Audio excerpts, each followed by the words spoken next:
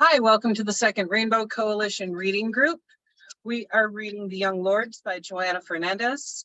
We are going to kick things off with the Second Rainbow Coalition Statement of Unity. Comrade Gabby, you have the floor.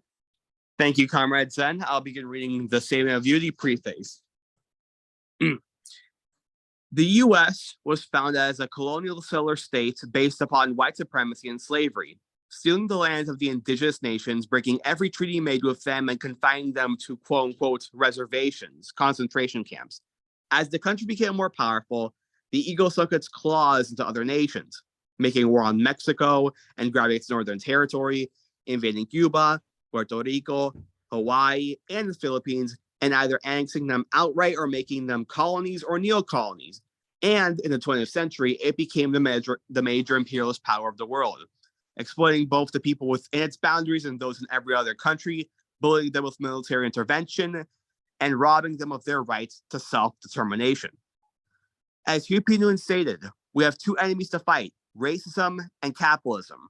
Between the two, capitalism is primary. Racism is a byproduct of capitalism.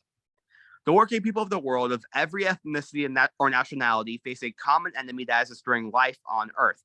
Our enemy is a small ruling class of property owners controlling most of the world's wealth and resources. We must have our basic needs met to live a good and meaningful life: food, shelter, healthcare, education, freedom from the oppression by the state, and peace with other nations. To obtain these essential things for life, we must have the power to see to it that the abundance that's available is shared equitably. Statement of Unity for the Second Rainbow Coalition. The legacy of the First Rainbow Coalition dates back to its founding on April 4th, 1969 by the original Black Panther Party, original Young Lords, and Young Patriots organization. A number of other organizations joined the coalition not too long afterwards, such as the American Indian Movement, Brown Berets, Rising Up Angry, the Red Guards, and others. Since the founding of the United States, the masses have developed a number of popular movements that came together to fight back against this capitalist imperialist system in various ways around particular demands.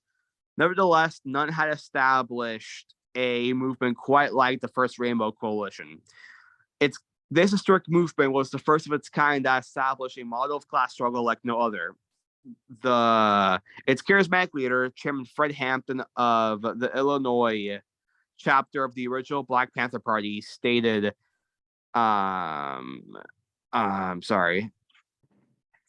that at the end of the day, we weren't engaged in a quote-unquote race struggle. He said, it's a class struggle, God damn it. By uniting with various oppressed ethnicities and masses, they were able to bridge the gap between the various ethnic communities that white supremacy had long sought to keep divided. This class solidarity equipped them with the material basis and class consciousness to see their common class condition, therefore the necessity to form a united front against their common class oppressor, the capitalist imperialist ruling class. The ruling class viewed this as the greatest threat to their class rule, and subsequently used the entire repressive forces of the state, police, courts, jails, prisons, intelligence agencies, etc., in order to crush this emerging revolutionary socialist movements. We refounded the Rainbow Coalition on May 14th, 2021, with the intent of upholding the legacy of the original Rainbow Coalition. We believe that this historic example is the model of the united front that will best serve our class liberation. By upholding the 10-point program of the original Black Panther Party, which was subsequently adopted and later expanded by the original Young Lords, Young Patriots organization, and all other original Rainbow Coalition members, we establish our pragmatic unity. The 6 disciplinary rules that we uphold ties all organizations in our coalition to a common professional discipline. History has bestowed upon our generation a common class mission to fulfill. The representatives of the capitalist imperialist ruling class, represented by the Democratic Party and the Republican Party, cannot liberate us. It is their class intention and interest to uphold our common class oppression. Therefore, it is only we, the oppressed masses of all ethnicities and nationalities, who must build the necessary class solidarity, class consciousness, organizational structures, and a united front that will ultimately liberate ourselves. This is what the Second Rainbow Coalition is committed to. This is the historic mission we intend to fulfill. Dare to struggle, dare to win. All members of the coalition, New African Black Panther Party, White Panther Party, Green Party of New Jersey, Poor People's Army, La Mesa Nacional de Brown Berets, Nassau, North Alabama School for Organizers, New Era Young Lords, and American Indian Movement Northeast Woodland Chapter. The 6 disciplinary rules. Number 1, members will conduct themselves in a manner to bring credit to the coalition and will treat others with respect and politeness. Number 2, members will be sober when on Rainbow Coalition business and will not engage in any criminal activity while a member. Number 3, no member will engage in violence except in the extremity of self-defense. Number 4, members will not gossip nor be divisive to the unity of the Second Rainbow Coalition.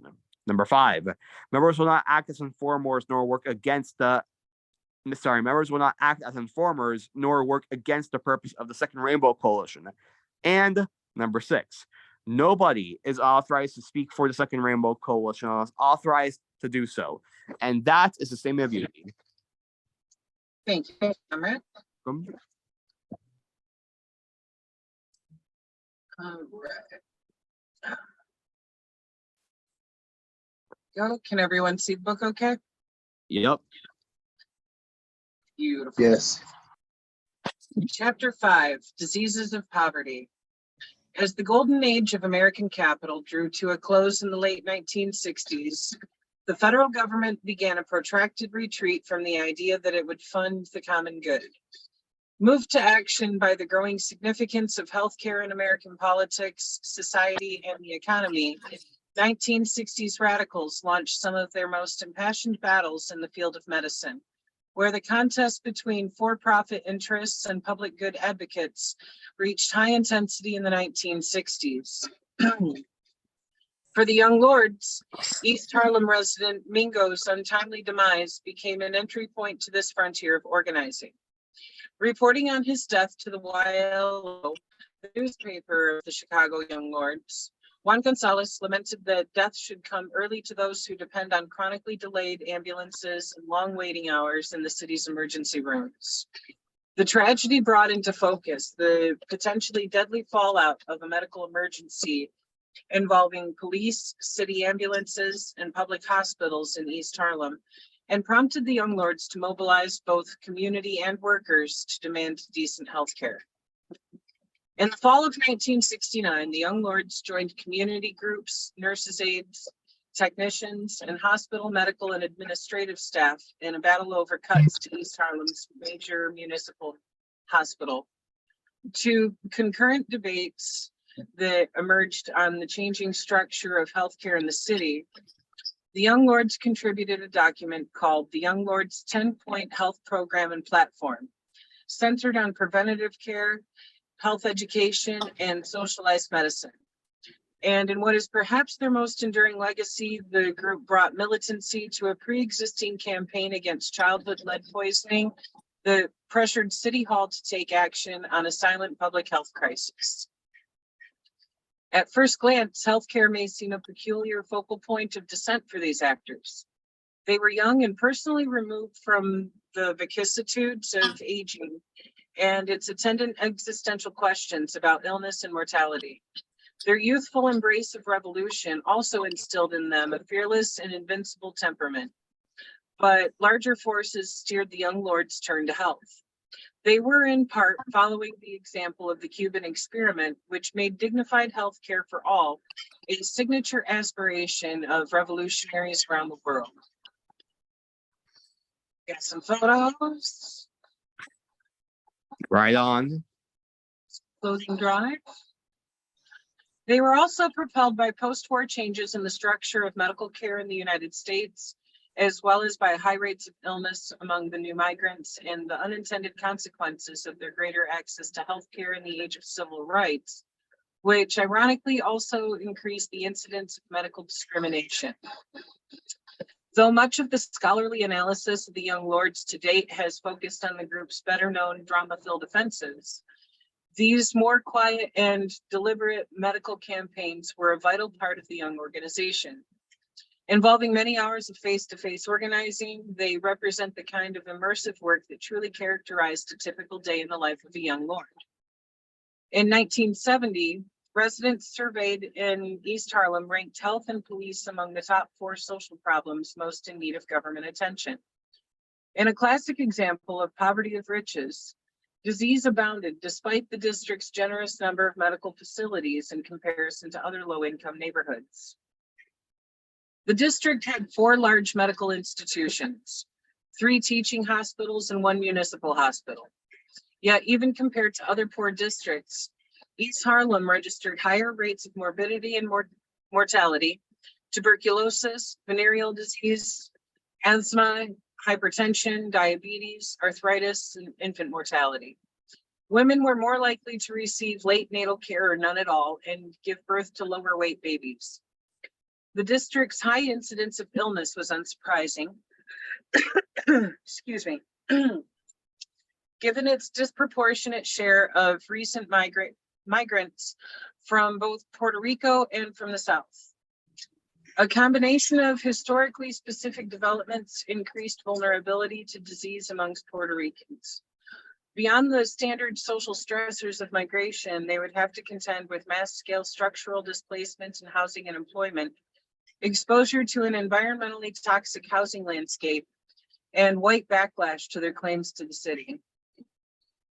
The people of East Harlem mostly availed themselves of care in the district's overburdened public institution, Metropolitan Hospital, whose emergency room registered 250,000 visits in 1968, mostly from neighborhood residents.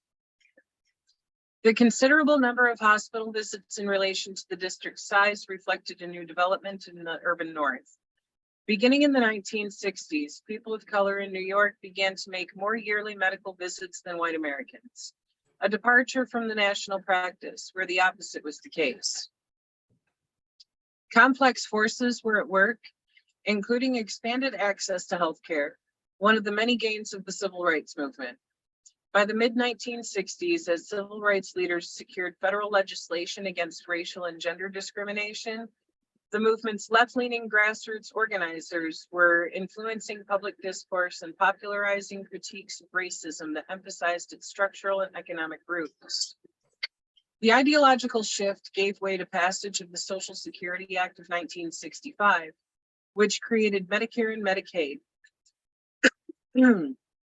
forms of public health insurance for the elderly and the poor, respectively, that expanded medical care for all, especially among people of color in the cities.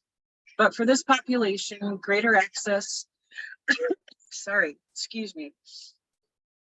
greater access to medical care came with caveats, especially in the context of large-scale changes in the way care came to be administered in the country after World War II.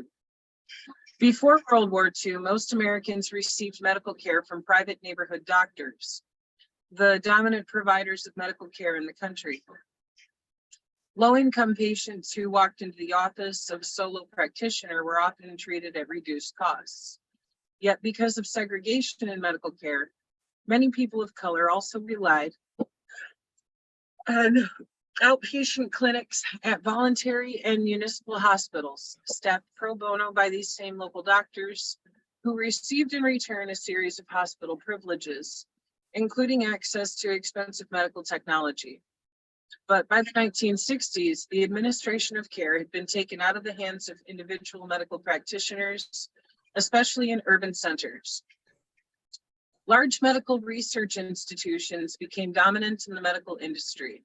In East Harlem alone, these changes, combined with white flight from the city, produced a 30% decline in solo practitioners during the post-war years.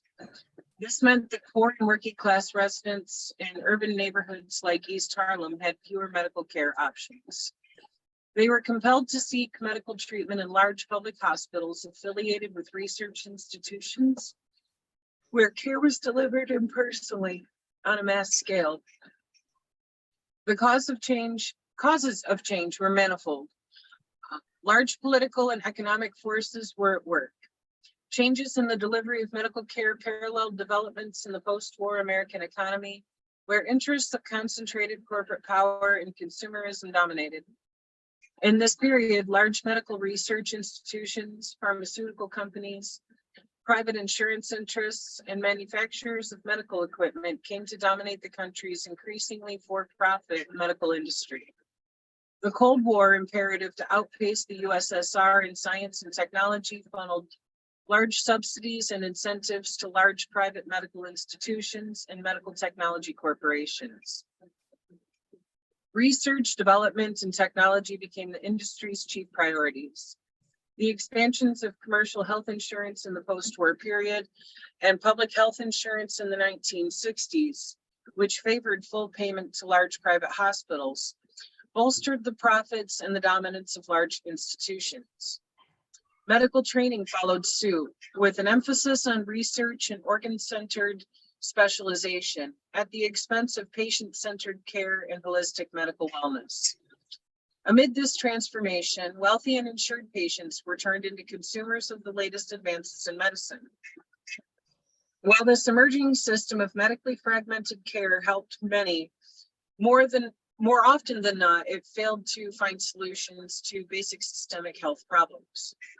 Among the private practitioners who remained in New York, a disproportionate number began to practice, quote, luxury medicine, serving populations on Park Avenue and the city's outer boroughs.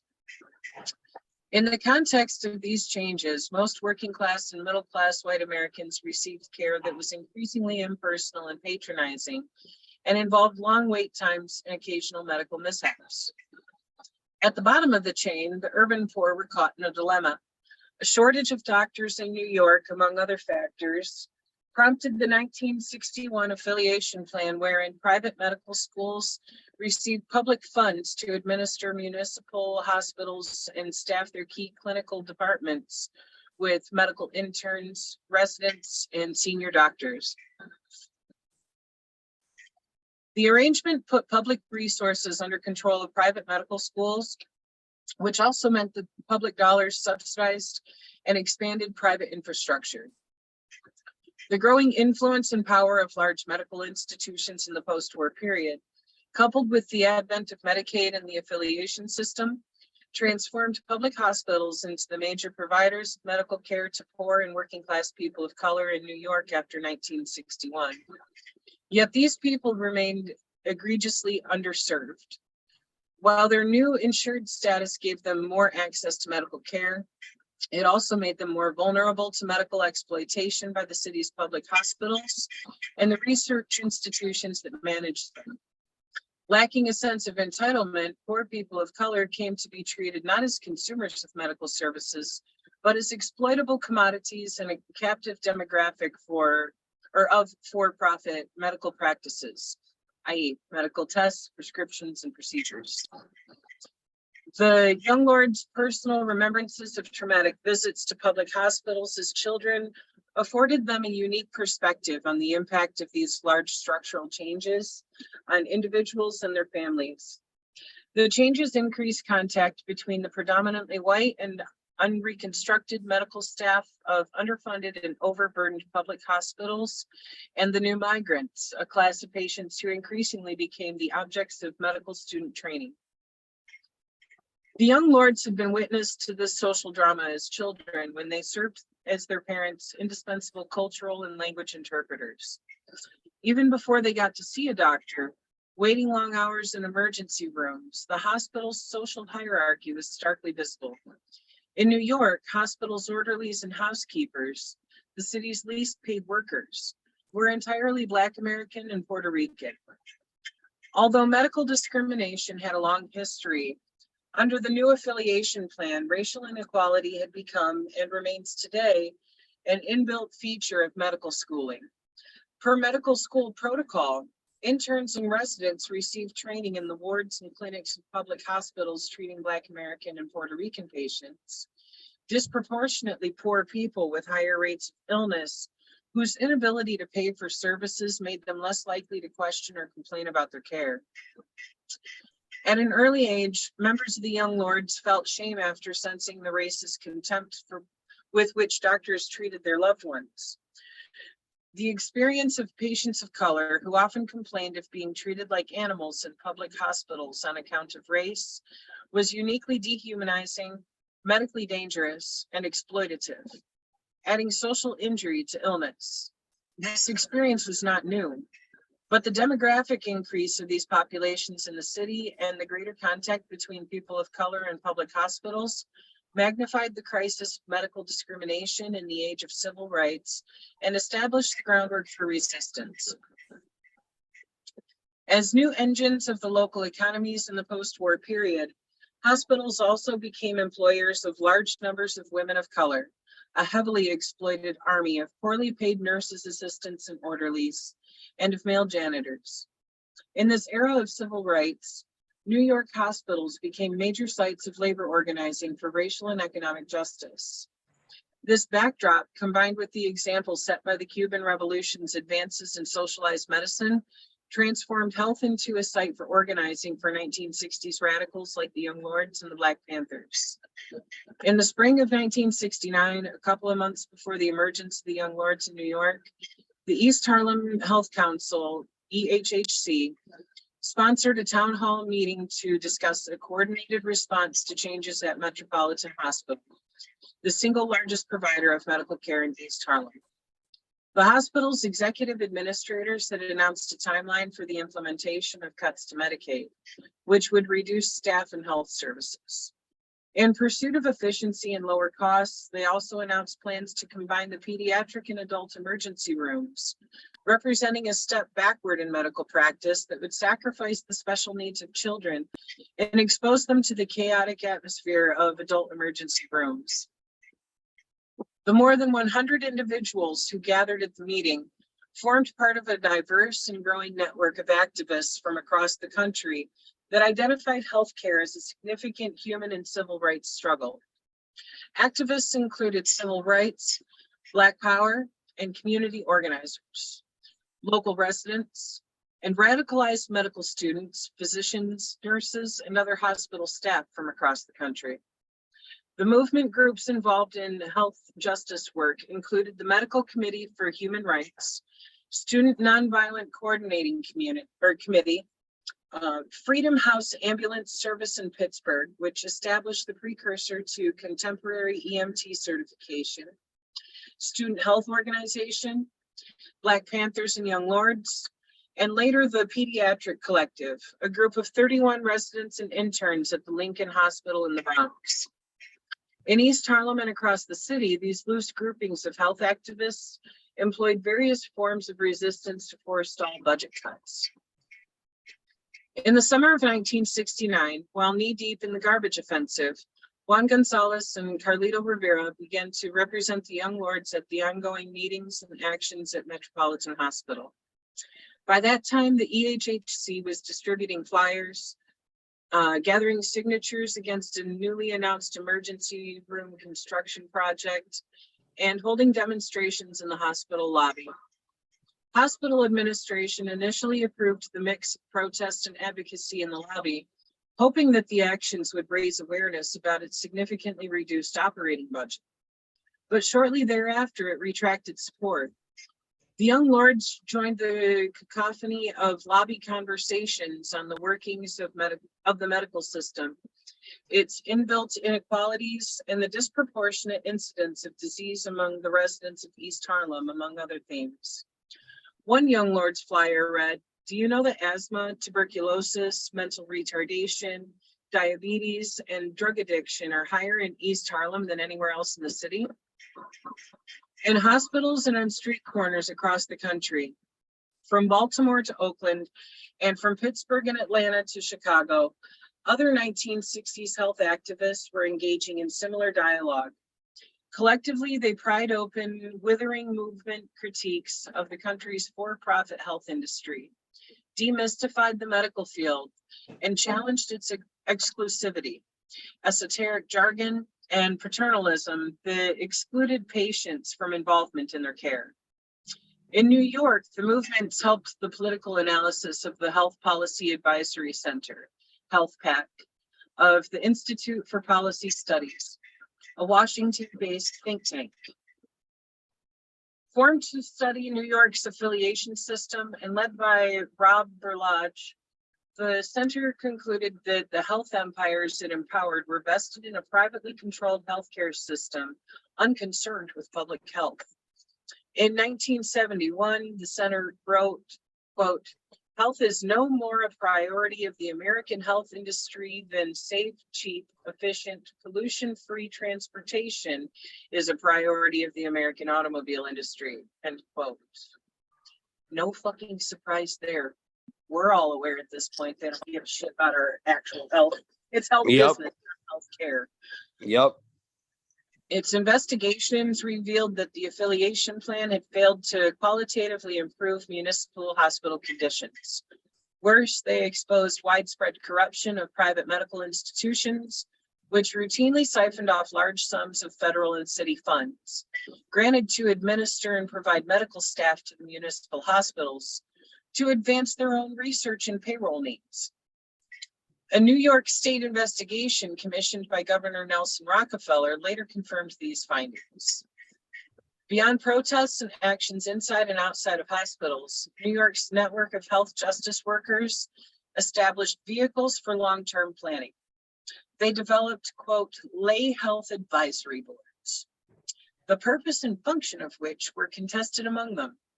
In many ways, these formations were animated by the era's various demands for direct democracy, reflected in the New Left's emphasis on participatory democracy, the war on poverty's maximum feasible participation mandate, and the Black Power movement's calls for community control. Moderates envisioned the lay advisory boards as vehicles to voice the interests of the poor within existing hospital governing structures. The radical view held by the Young Lords, among others, envisioned the boards as seedling, parallel governing bodies, a foreshadowing alternative intended to ultimately replace the city-appointed hospital administration. For their part, the Young Lords warned that moderate incarnations of the board were powerless, and their growing support by municipal hospital administrators across the city signaled a process of co-optation by city government. At an EHHC meeting in mid-September, the Young Lords presented for discussion and adoption a proposal for the creation of a board that envisioned direct democratic governance of Metropolitan Hospital by medical staff, workers, and the neighborhood residents. The proposal formed part of a broader manifesto, the Young Lords 10-point health program, that framed local grievances with a broader humanistic vision of healthcare. Drafted by Juan Gonzalez in collaboration with doctors at the hospital, the program captured the imagination of those in attendance and sparked a robust conversation. The document went beyond slogans. It advanced concrete global and local demands, zeroed in on the problems of the existing system, and put forth viable alternatives. Point 1 established that the demand for community control of the hospital, a subtext of the entire document. Points 2 and 10 outlined the necessary prerequisites for a democratic reconfiguration of the board and its exercise of real power, a differentiation from moderate proposals that sought merely a seat at the decision-making table. These points rejected entirely the existing government appointments and called for their replacement by those with a track record of advancing the interests of the poor. Point 10 specified total control by the board of the hospital's budget, medical policy, hiring, firing, and salaries of employees, construction, and health code enforcement. Point 3 addressed a local issue, an end to construction of the new emergency room. At the meeting, the Young Lords proposed that the emergency room be redesigned by the Real Great Society, the organization led by young radical Puerto Rican architects in East Harlem, who believed that urban design should reflect the social needs and political aspirations of city dwellers. Manifesto points 5 and 6 challenged the commodification of medicine by calling for a publicly funded healthcare system and an end to all fees. Points 4, 7, 8, and 9 outlined a new vision of healthcare and its delivery. These urged total decentralization of medical care through the creation of small neighborhood-based clinics and the appointment of health officers on every block accountable to the community staff board. With illness prevention at its core, these points called for a comprehensive door-to-door project of medical care and social services that prioritized care for drug users, prenatal care, child care, and care for the elderly. These points also emphasize the role of education in the struggle for improved public health. They called for public classes detailing the health hazards of social inequality, or in their words, how poor sanitation, rats, poor housing, malnutrition, police brutality, pollution, and other forms of oppression lead to illness. A comprehensive program like this one would demand enormous human resources. Unlike the American Association of Medical Schools, which sets strictly yearly limits on the number of doctors trained, the platform required the mass expansion of healthcare training, employment, and promotion of East Harlem residents. Those present at the EHHC meeting during the discussion of the Young Lords Health Program adopted it unanimously, with one exception. According to Juan Gonzalez, suddenly this woman in the back said, "I disagree. You're not dealing with the workers in these hospitals. Many of them are Black and Latino." And she insisted that we change the language to community worker control of the hospitals, and we did. The woman was Gloria Fernandez. She was part of a network of young workers and unskilled staff, mostly Black Americans and Puerto Ricans, who had been organizing at Governor Hospital on the Lower East Side. Shortly thereafter, Fernandez joined the Young Lords. Within a few years, she would scale the ranks of its leadership structure. Later that fall, at the urging of the Young Lords, she and Cleo Silvers, a worker at Lincoln Hospital in the Bronx, met with visiting representatives from the Dodge Revolutionary Union movement, the Marxist influence group that organized Black workers at the point of production in Detroit's automobile industry. I'm going to pause for a second and ask, Shay, maybe you know, Cleo Silvers being referred to right there, is that Sister Cleo that usually joins us for this reading group? Yeah, exactly. Yep. I Yes, thought it is. so. I just want to say something in That's reference cool. to Gloria Fernandez.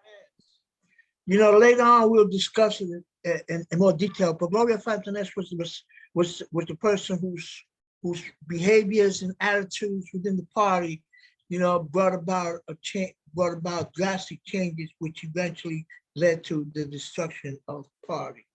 It was her. She was the prime cause of what happened in the party.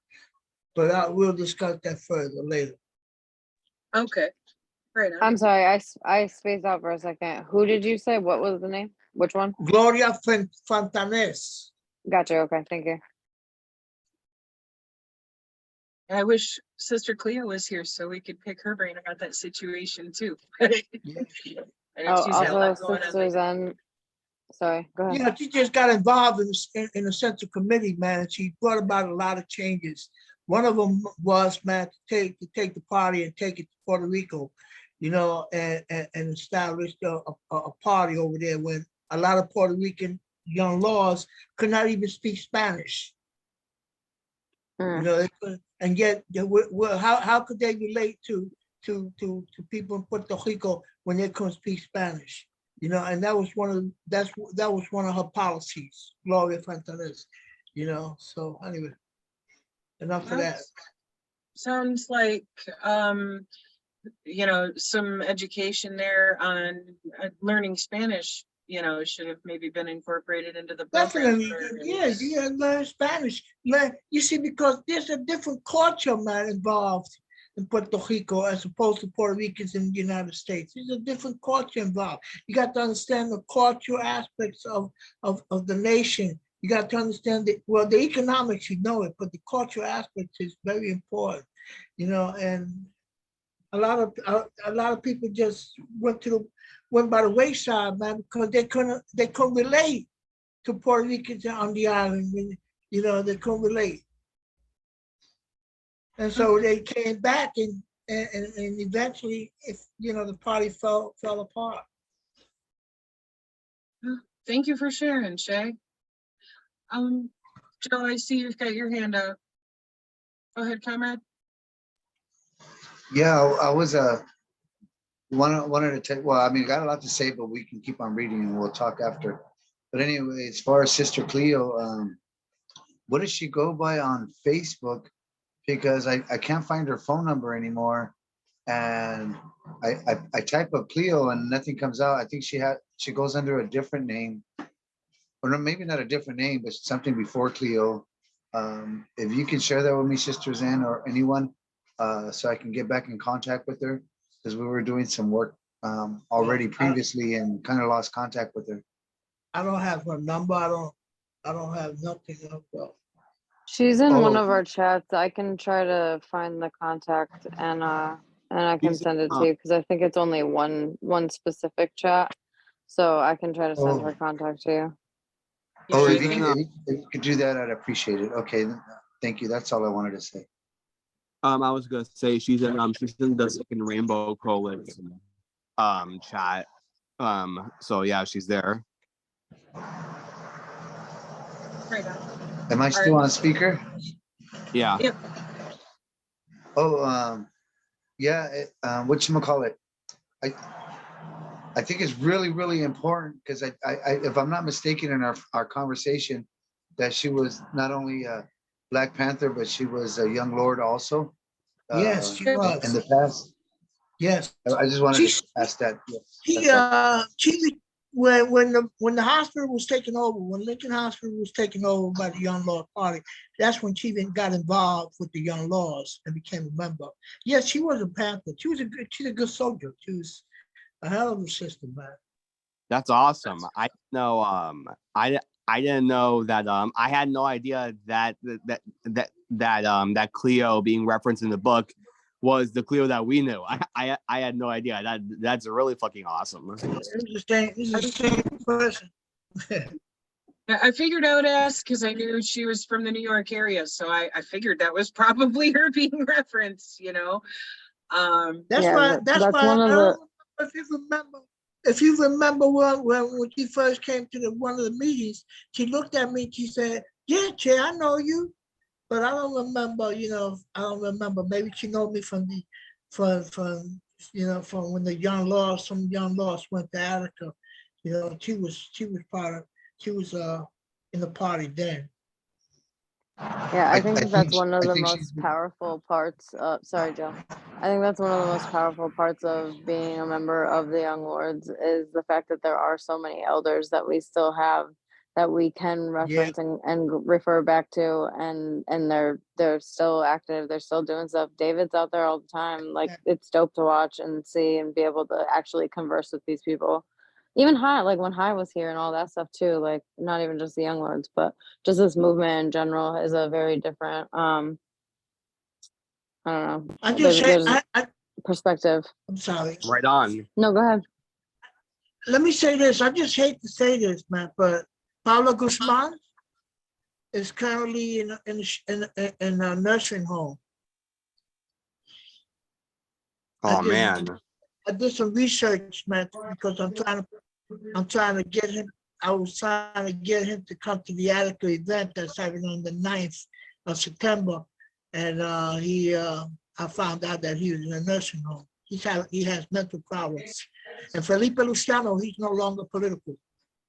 Well, that sucks. You know, the sad part about it is that that so many of our comrades get killed by the state, and a lot of them that do end up surviving, a lot of them that do end up living, a lot of them end up either becoming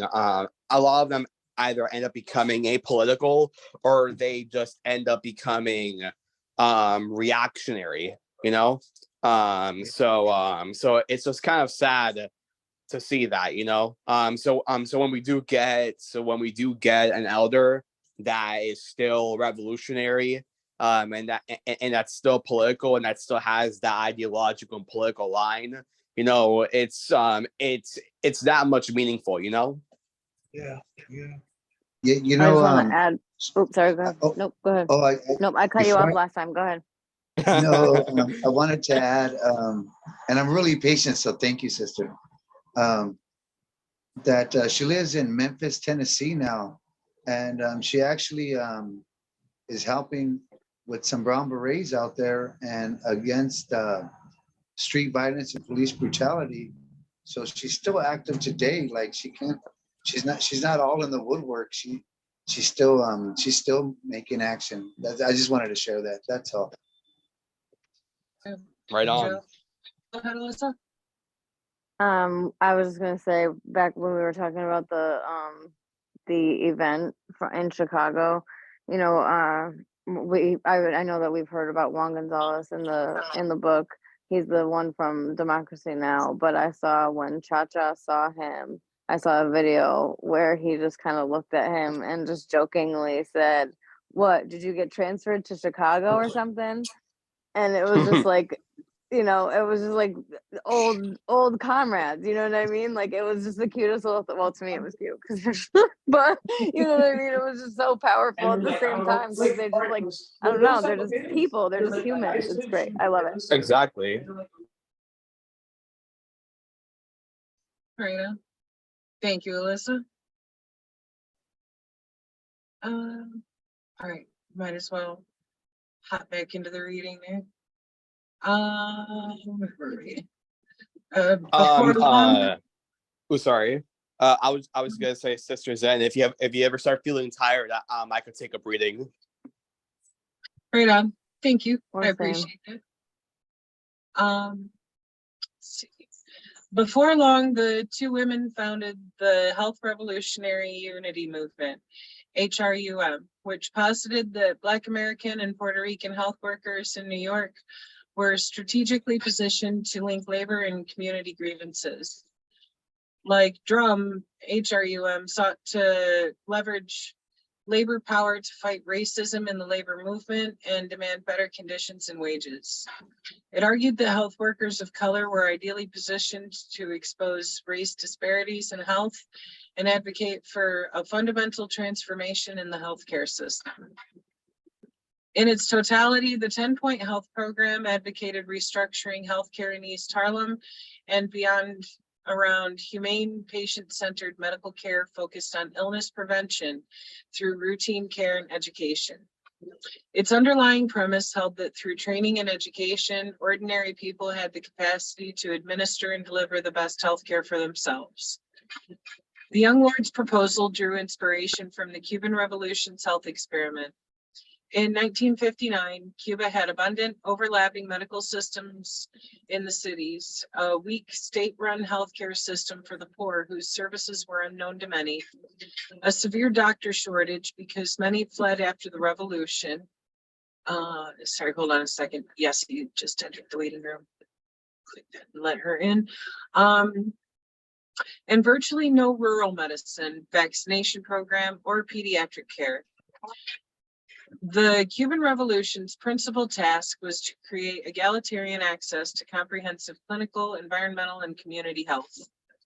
To bring cohesion to a fractured system and reconceptualize medical care for all, the revolution created the Ministerio de Salud Pública, Ministry of Public Health. The ministry's focused interventions included hospital reconstruction, a mass increase in doctor training, and later in medical research. Through active recruitment of peasants and the poor, the mass expansion of medical care to rural areas, and an emphasis on health literacy through widespread public education campaigns. Finally, the system prioritized preventive care through the proliferation of its Policlínico Integral, integrated polyclinic, a local clinic that offered comprehensive curative and preventative medical services either on site or through house calls, worked with whole families and documented their medical histories, and involved patients in the coordination of local public health campaigns. Each patient was assigned to a comprehensive team of providers that included a primary care doctor, nurse, OBGYN specialist, dentist, and social worker. The clinics ensured medical care for all by deploying their medical teams to schools, communities, workplaces, and the island's most remote rural areas. The experience of Bella August, a psychology resident at Metropolitan Hospital who worked with the Young Lords, illustrates how 1960s organizers became familiar with Cuban health practices. In 1968, August traveled to Cuba to study in a clandestine month-long program organized by the Medical Committee for Human Rights. 15 years earlier, during the Batista regime, she had lived in Caminero, Cuba, with her husband, who was stationed there with the US Navy. Through volunteer work, she witnessed firsthand the island's precarious healthcare system before the revolution. In her 1968 trip, she saw how vastly improved medical conditions were, not only for the mass of patients, but also for doctors, who now worked with the resources of a whole team, including a social worker. Upon her return, August began giving presentations about Cuba's healthcare system to radicalized medical students in communities across New York City. She became an active supporter of the Young Lords because they took the lead on taking healthcare to the people. Similarly, Young Lord Iris Morales learned about Cuba's healthcare system firsthand. She traveled to the island for the 10th anniversary of the Cuban Revolution and reported on her trip at the Real Great Society. The Young Lords also broadened their own knowledge as they interacted with sympathetic doctors, nurses, medical students, and workers.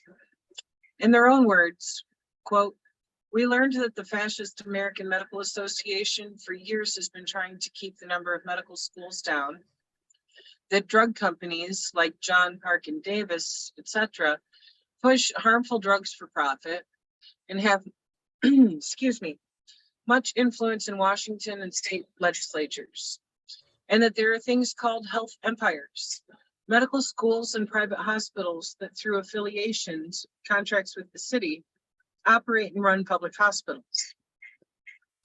From the Cubans, the Young Lords adopted the term diseases of poverty, a reference to the pervasive diseases caused by poor nutrition and the hardship of working and living conditions.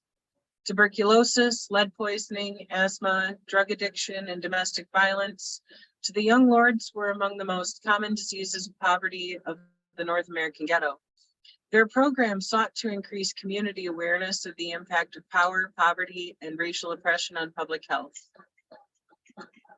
Does anybody else want to take a turn here? I'll take it. I'll take a turn. Go ahead. I'm glad. Let's try Chez's new glasses out. How about Oh that? yeah. Yeah, come on, Shay. Yeah. Let's try out your new glasses, man. Let's see if they Right? work. It's been a minute since you've got to take a turn reading. Let's put them new glasses to work. Hell yeah. Hey Shay, As now a you're like result- me. Now you're like me. Now you have glasses. As a result of Metropolitan lobbying, the advocacy and distribution of the 10-point health program continued well into December 1969. But even as new organizing networks emerged, including the Metropolitan Hospital Workers Movement, the emergency room construction project continued, as did implementation of citywide hospital budget cuts.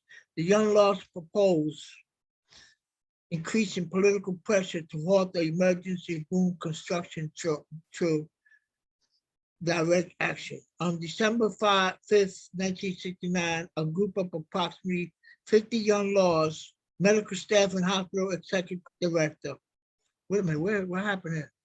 50 Young Lords, medical staff and hospital workers conducted a sit-in at the office of Tom Anthony Constantine, the hospital executive director. According to Richard Stone, a medical student at Metropolitan Hospital at the time, the activists held the director hostage in his office.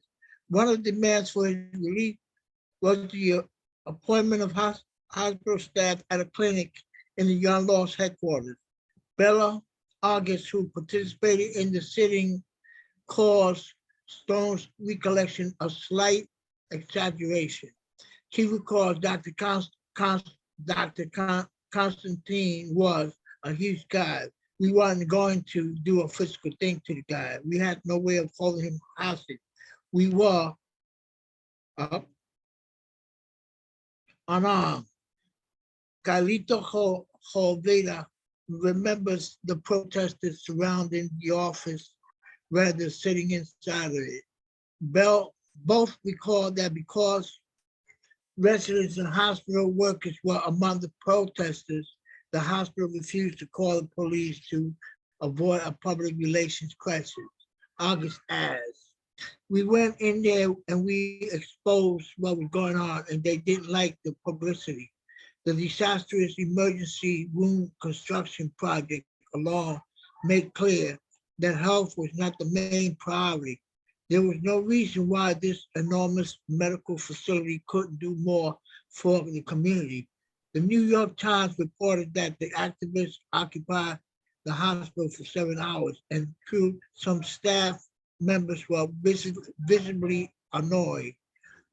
A number of them approved of the protest. They held a 4 hour conversion with the executive director and even convinced him to telephone Health Commissioner Joseph Terencio to include him in the conversation. Health activists in the health activists in the 1960s deepened their efforts for humane medical care at a moment of economic austerity and government retrenchment from the public good. Historians have suggested that 1960 health activists set their sights on issues that were too local to affect real change. But many recognize that all social justice movements began with local grievances and built national alliances over time. In the case of Metropolitan Hospital, activists worked to halt a medically questionable construction project and simultaneously study and explore and expose the larger structural forces that made equality in healthcare an impossibility. These included dilapidated housing, structural unemployment and poverty, and medical discrimination in a healthcare system organized around the commodification of medicine.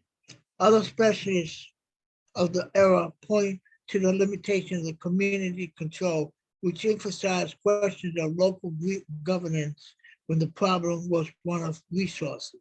But because the healthcare industry made billions in profits in 1969, health insurance inequality seemed to have been produced by the profit-driven priorities of a disorganized, behemoth, competing private interests, each vying for control, unequal distribution of resources, price gouging, and the deliberate yearly restrictions on the number of doctors trained.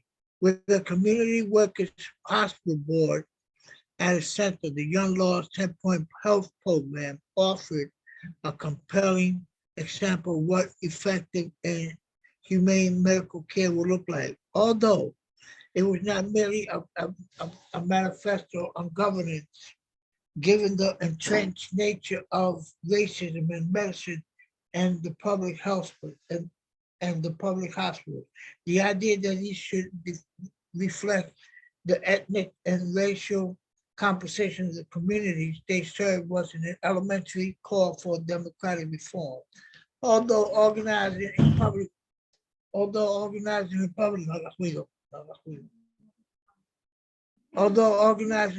hospitals coincided with an uptick in labor militancy, this work was anchored in poor communities with marginal political or economic power that lacked the social leverage needed to win structural changes in healthcare. Back at the site of the Young Laws, led sit-ins, Metropolitan Executive Director refused to talk to the protesters about the construction blueprint for combining the pediatric and adult emergency rooms. Instead, the hospitals granted a lesser demand. It assigned Stone and others to offer medical services through the Young Laws programs at their office headquarters. Stone because so there's Richie Stone, a nice Jewish kid from Queens, going up to the Young Law headquarters, because I was volunteered to go up there and give immunizations. Sometimes it takes a radical movement to get people moving and thinking. That whole turmoil around 1960s woke people up. The young laws became leaders in the community. If nothing else, it filled the political system with people who walk the walk, who walk the walk here. In the words of the father of Puerto Rican nationalism, Don Pedro Arizo Campo, the young laws continued to cook with the potatoes they had. The young laws have been enlarging the cahoots of doctors in their orbit, and with their support, they launched an alternative site of screening and care, which combined with their sorry street organizing led to major municipal reform. That next section of saving the children from lead poisoning is where we will pick back up on Sunday. This is an amazing read, as always. How was my glasses? CJ, see, those glasses did work.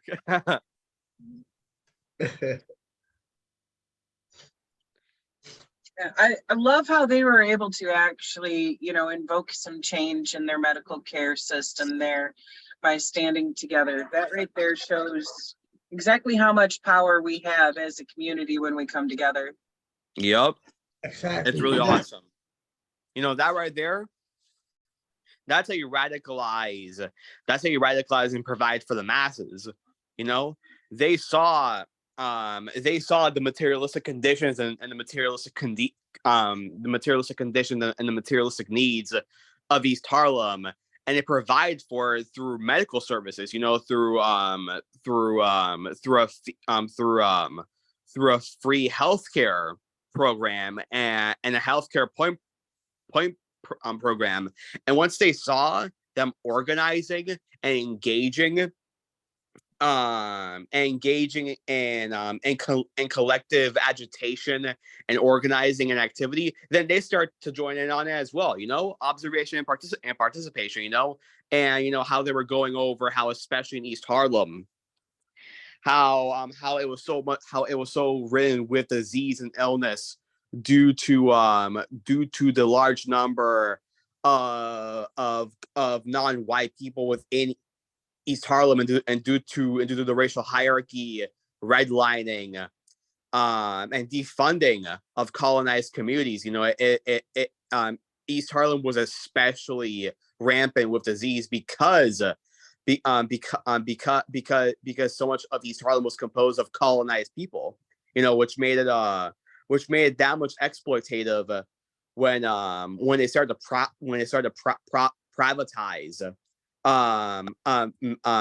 healthcare and hospitals and make it more expensive. Right. I think that's fucked how the entire group of doctors who were still doing, private health care decided they were going to go for luxury health care only for the wealthy people who could fucking afford it anymore, and left everybody else who was not financially well off to medical devastation. Yep. Joe, I see you've got your hand up, and Shay, you're next. I saw you throw your hand up here too just now. Yeah, I was going to say a lot of the hospitals and the whole medical facilities are ran by churches. For instance, where I was born and where in East Los Angeles, many of you all may know the soap opera General Hospital from back in the days.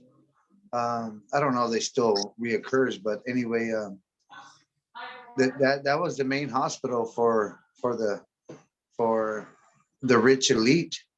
And they made a little hospital next to it, which was called White Memorial Hospital, that was ran by the Seventh-day Adventist.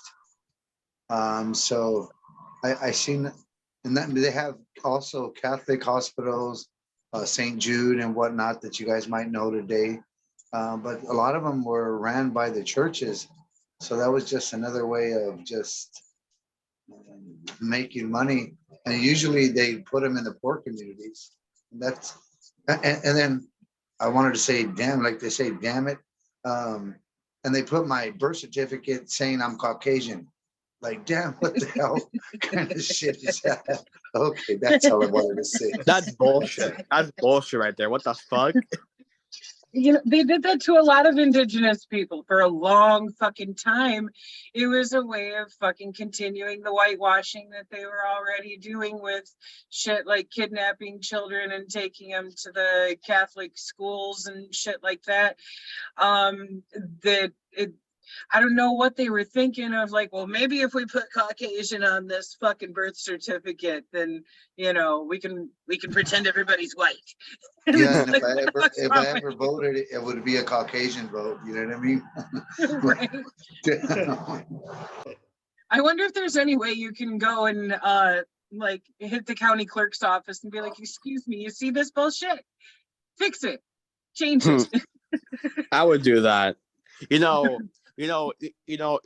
whole fucking, those whole papers were gives you the option to put your ethnicity and your race. They intentionally limit the options of what you can do, so that way you only have to pick two ones, white or non-white. You know, they intentionally limit that shit. So that way you're like, oh well, I guess I'm white, and that's that colonizer fucking mindset right there. That's a fucking colonized, whitewash, fucking white supremacist bullshit right there. Right. It's only been And in apparently, I think Che wanted to say something. And You then know, after- they still have applications where it indicates what color you are, and they ask you. But I leave that alone. I put none available. I put NA on it, not available. And if they ask me, I'll tell them, listen, I am who I am. Don't worry about it. You know, Yep. that's the bottom line. You know, I had a discussion today with my granddaughter, man, right here in this room, and because she was yelling at another of my granddaughters who happened to be black, and that granddaughter was talking to another granddaughter, you know, and saying, why are you so black? You know, and that really like pissed me off, man. You know, so I got into the case and I said, don't you know, man, I gave him a whole rundown, man, of Black history. I tell him, man, that if it wasn't for modern day society, you know, these kids would still be slaves, you know, as black as they are. They'll still be slaves. You know, she said, no, I can never be no slave. I said, yeah, right. But anyway, you know, it's a shame, man, where people have to get involved in like in civil rights movements and stuff like that for changes to come about. And I always believe, man, that sometimes practice, you know, movement brings about theory. You know, they say that theory without practice is can't work, and practice without theory can't work. And I believe in that. But sometimes, man, it's true practice that develops theory.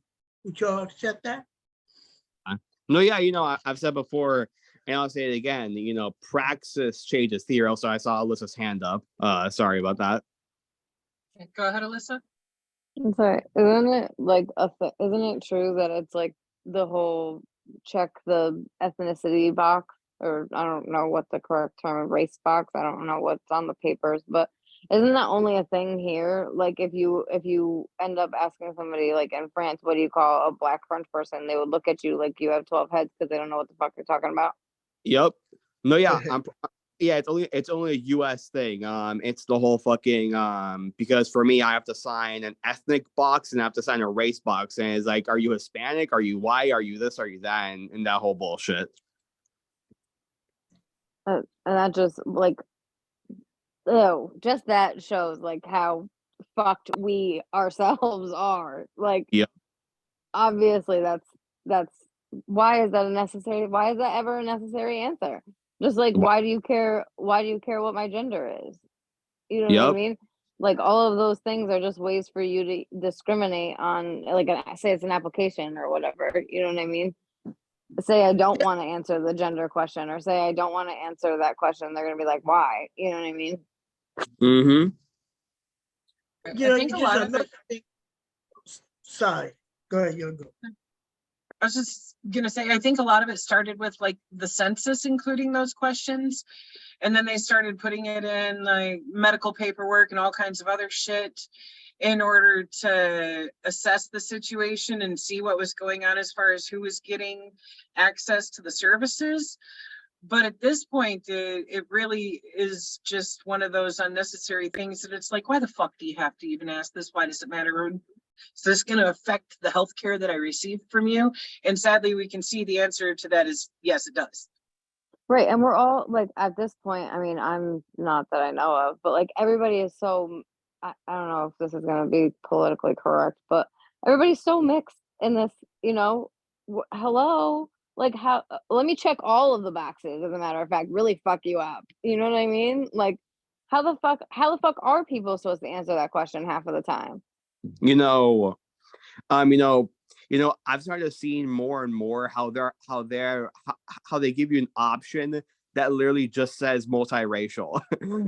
they literally give you that option. Alone Okay, well at least they're multiracial. modernizing. Yep. But listen, they also keep in mind in these questions that they throw at us, you know, for an interview, when you go for a job interview, one of the things that they ask you is, have you ever been to jail?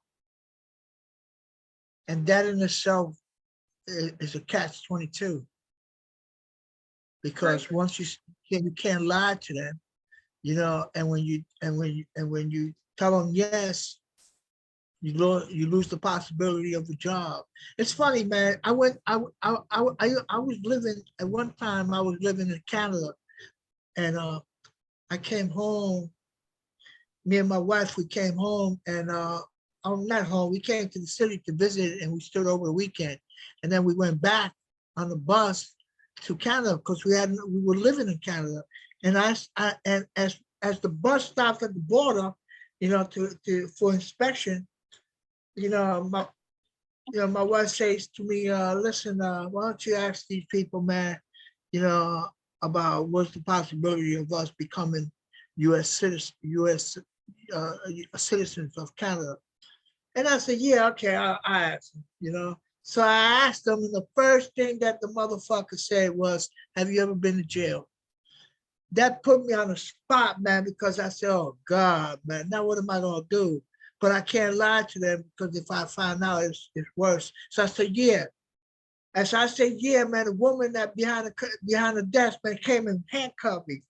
I said, what the fuck are you doing? She said, you going back to the United States. You can't stay here. I said, for what? Why? What did I do? Oh, you've been in jail before. So what? That was 50-something years ago. What you talk about? You know, I mean, since then I worked in the court system. I worked in various government agencies. You know, so what are you talking about? I said, no, we don't, we consider people who've been in jail, you know, it doesn't matter how long, but you've been in jail, we'll consider you a criminal. I said, what? You don't have criminals in Canada? Are you telling me you don't have no criminals in Canada? She said, oh, you getting nasty now. I said, no, I'm not getting nasty, but you saying, man, you acting upon me, man, as if I'm a criminal, and I ain't no criminal, you know, and yeah, you handcuffed me. And then they took me across the way to the other side, to the United States part. And I had to come back to New York. I had to stay me and my wife had to stay in some people's cribs, man, and sleep on the floor, unfortunately. You know, for shit like that. So, you know, I said that, man, because once you have a felony, you are indicted for life. And that's a discrimination. Yeah, and it sucks. That's how they operate. I do have some commentary on that, but I'll save it for a minute because we've got a lineup of people with their hands up. Dr. Rob, you had your hand up for a minute and dropped it down. I want you to give an up. Oh yeah, I was just going to say it's really interesting learning that this is one of the founding issues that the original Young Lords rallied around, because this is pretty much the issue that led me to Panthers to begin with. I was working in community mental health in Los Angeles County. And I got fired for whistleblowing extreme levels of racial bias that led to gross neglect and trauma. And I was fired for, I continued to push the issue, talk about it on social media, which is a big no-no. And I was fired for that, which kind of freed up my activism. And because this was an issue that I'd seen play out over years.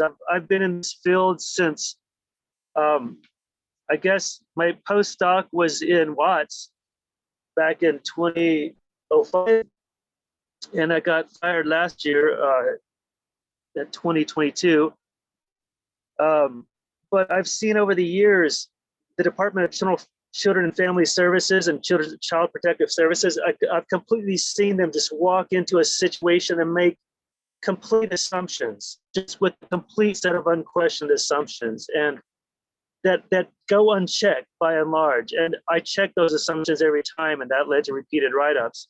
But I started seeing the same thing in like frontline healthcare when one of my clients went into a storefront clinic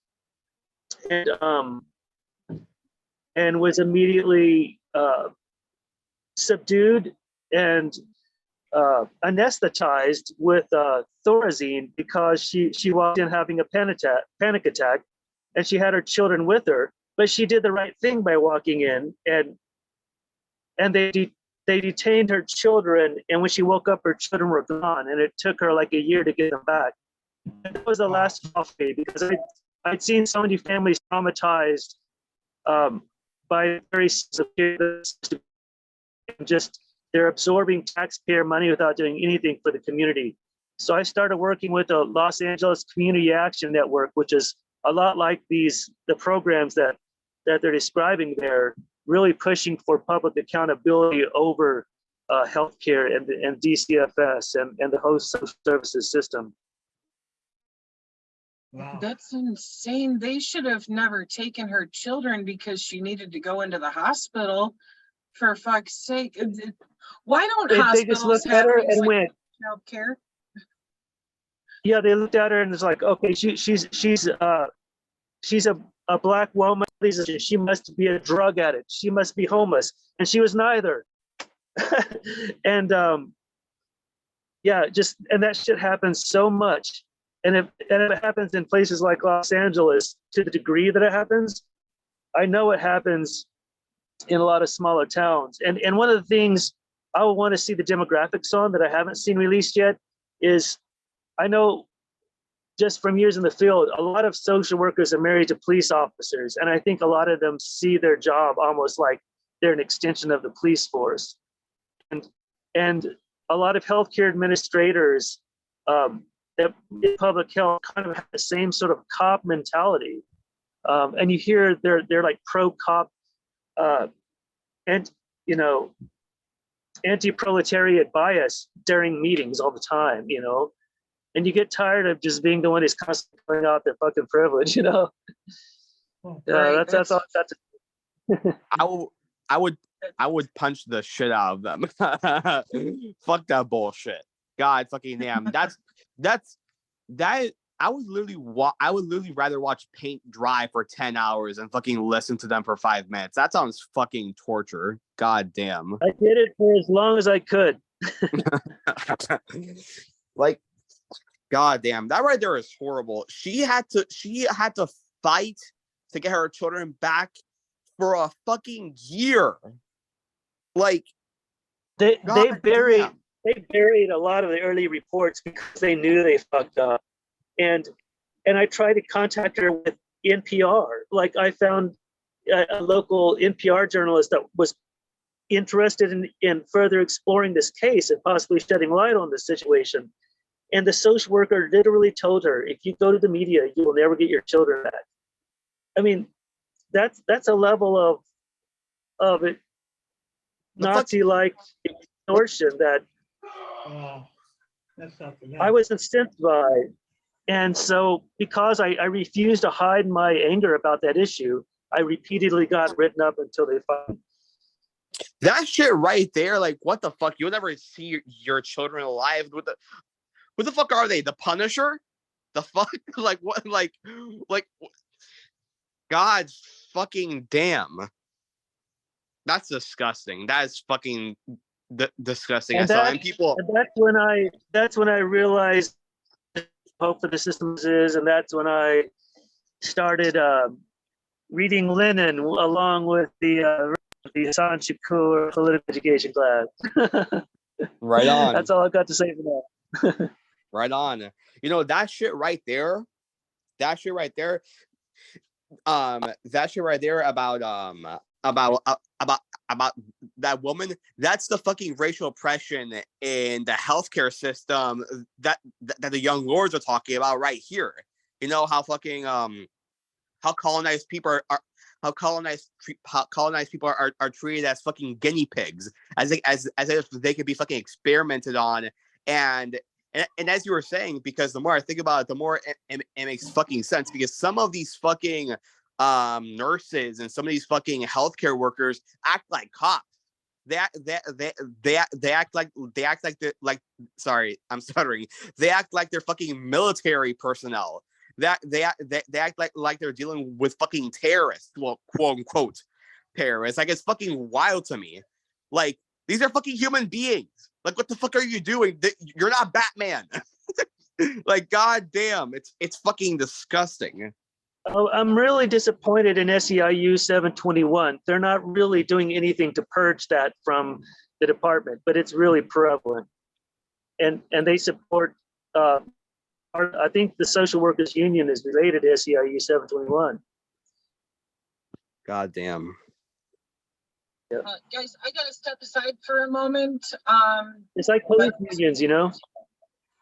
I will be back momentarily. But I see in this order, Gabby raised her hand, and then Johnny, then Yessie, and then Joe. So if you guys can run with that for a moment, I will be right back. Gotcha. I hope everything is okay, Sister Zen. Yeah, I just gotta pee. Oh, I've been drinking a lot of coffee over here. oh yeah, I get you. ADHD moment. Oh God, my dog's in the way where I gotta do army acrobatics to get the fuck out of here. But no, yeah, comrade, Dr. Rob, that shit right there, that shit is just fucking saddening. You know, another thing, I don't know if you've I don't know if you've ever experienced this, but there's also this fucking bullshit in the fucking medical industry, in the medical business, in the healthcare business, where they have this racist fucking stereotype that Black people can't feel pain, or they can't feel as much pain as white people. And I've seen stories about how doctors literally refuse to fucking take blood from Black people or some shit like that. I'm like, bro, like, what the fuck is this fucking, like, get your fucking pseudoscience head ass out of here, bro. Like, what's like it's just fucking wild to me. You know, I've said before, and I'll say again, these are these contradictions, these oppressions of capitalism, ableism, racism, queerphobia, misogyny, they're all intertwined. You know, they're all connected. They all, because they all of these contradictions are all intertwined, and they all go back to profit, to money. How can you maximize as much profit as possible and uphold the primary contradiction of capitalism? So this right here, it correlates to what the young lords are saying, because if I remember correctly, as they were saying on here, they said how because they said how due to redlining and due to healthcare being privatized and becoming more expensive, a lot of Puerto Rican people didn't really care as much about what treatment they were getting, as just as long as they were getting it. And a lot of these fucking private a lot of these fucking private health schools fucking use Puerto Ricans and non-white people as guinea pigs to fucking test on, to fucking to get experience, and that shit's fucking disgusting as fuck. So yeah, it's gross. I have returned. Oh yeah. Good timing. Good I was just gonna timing. say, I think she said Comrade Joe first, right? No, Yeah, I've been waiting, and I lowered my hand and I raised it back up. If that's okay with everyone else. of course. Well, I wanted to go back to, when we have to fill out applications, like Chet was saying, have you been convicted of a crime or sometimes they'll mention a federal crime. They don't really worry about misdemeanors. But that's the same bullshit. When we get pulled over, the cops, their first question is, are you on probation or parole? It's the same thing there. And the brother Rob had touched on something that's really, so you reading the past, I always want to bring it to the future. So going with that, how do we apply this to today's reading to what we're doing today? And when we're having rallies and when we're having marches, we should always have someone that's trained in the medical field with us, whether it be heat exhaustion or some kind of melee happens within the crowd. And then two, he made a good point, because the system is doing this. Not only do I fight for the prison to school pipeline, but we gotta take in consideration that the Department of Social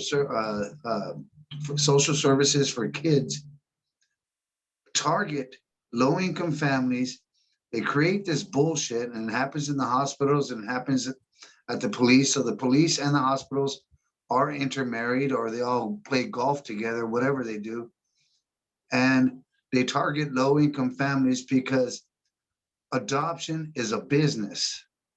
CPS and all that, yeah, that's what it's called. CPS is a business, and they target low-income families. They take kids away, and then they send them to families where they get mistreated sometimes. I'm not saying in all cases, but a lot of times by the time they're 15 to 16, they run away, whether they be boys or girls. Then they're out in the streets and they can get sex trafficked, or they go into blues or whatever. It's a serious thing when they break the family apart like that. And I blame the damn system for that. And we got to keep on bringing that to attention. And with that said, that's all I wanted to say. Gracias. No power, Tom. Johnny, you have the floor? Oh, yes. I just want to say hello, everyone. It's good to see y'all here. Uh, Good chapter.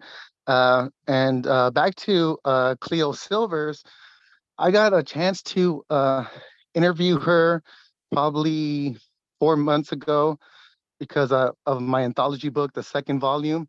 And she wrote an amazing piece about her time being a young lord and a Black Panther. And it was very moving and exciting to hear all these things. And it's kind of like deja vu, because what Joanna's just writing now is kind of like, I'm not saying it's similar, but they were kind of in the like, in the same area. They were going for the same goals, and but different almost different direction. And it was very unique to hear this. And when I heard Cleo Silvers' name, I'm like, hey, I interviewed her, and she wrote about her time, in the hospitals, helping people, doing whatever she could. And it kind of reminds me of the hospitals here. When I was a kid, I remember we had to go to Memorial Hospital because that was a poor people hospital, and we couldn't afford to go to Ben Taub Hospital because that's for the rich people. But now, since we all got older and everything, people are already starting to, like, Ben Taub's already taken over. The poor people can actually go there. We can afford to go there. Like, a lot of things changed throughout the years. And nobody wants to go to Memorial Hospital because it's like literally a death sentence. They rather cure themselves with their own home remedies than to go to die on a metal slab, because that's what you're gonna get when you go to Memorial. Like, they don't care. They don't give a shit about your problem. They want to give you medicine and all whatnot, but all it does is make you worse. So they know exactly what they're doing. And every time you see doctors walk out of there, they're full of blood, like they just killed somebody. So That's all I wanted to say. Thank you. Thank you. Thank you, Johnny. Johnny, did you want to read what she wrote? When you get a chance, and we'll let somebody else speak. Sorry for interrupting. Oh, yeah, I guess we can probably do that at the end of, I guess when we're reading the book, I can read what she wrote because I have to dig in my archives to find it. But I have it somewhere on my computer for sure. I don't mind reading it to everybody. It's literally 16 pages, so she literally has her own chapter in my book.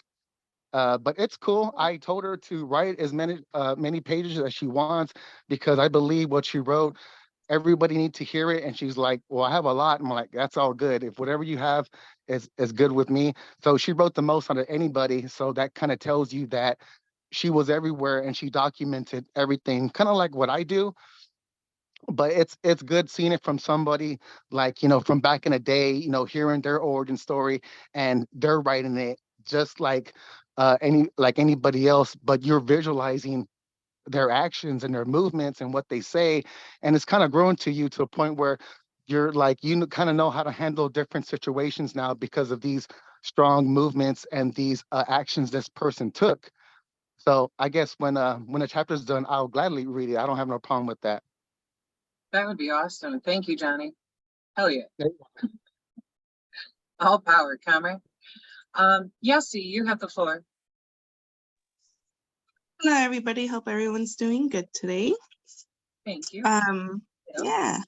Sorry I was late. I was at work, It's all and I'm good. still trying to. I gotta make sure I write down the scheduled times for every meeting that I'm a part of.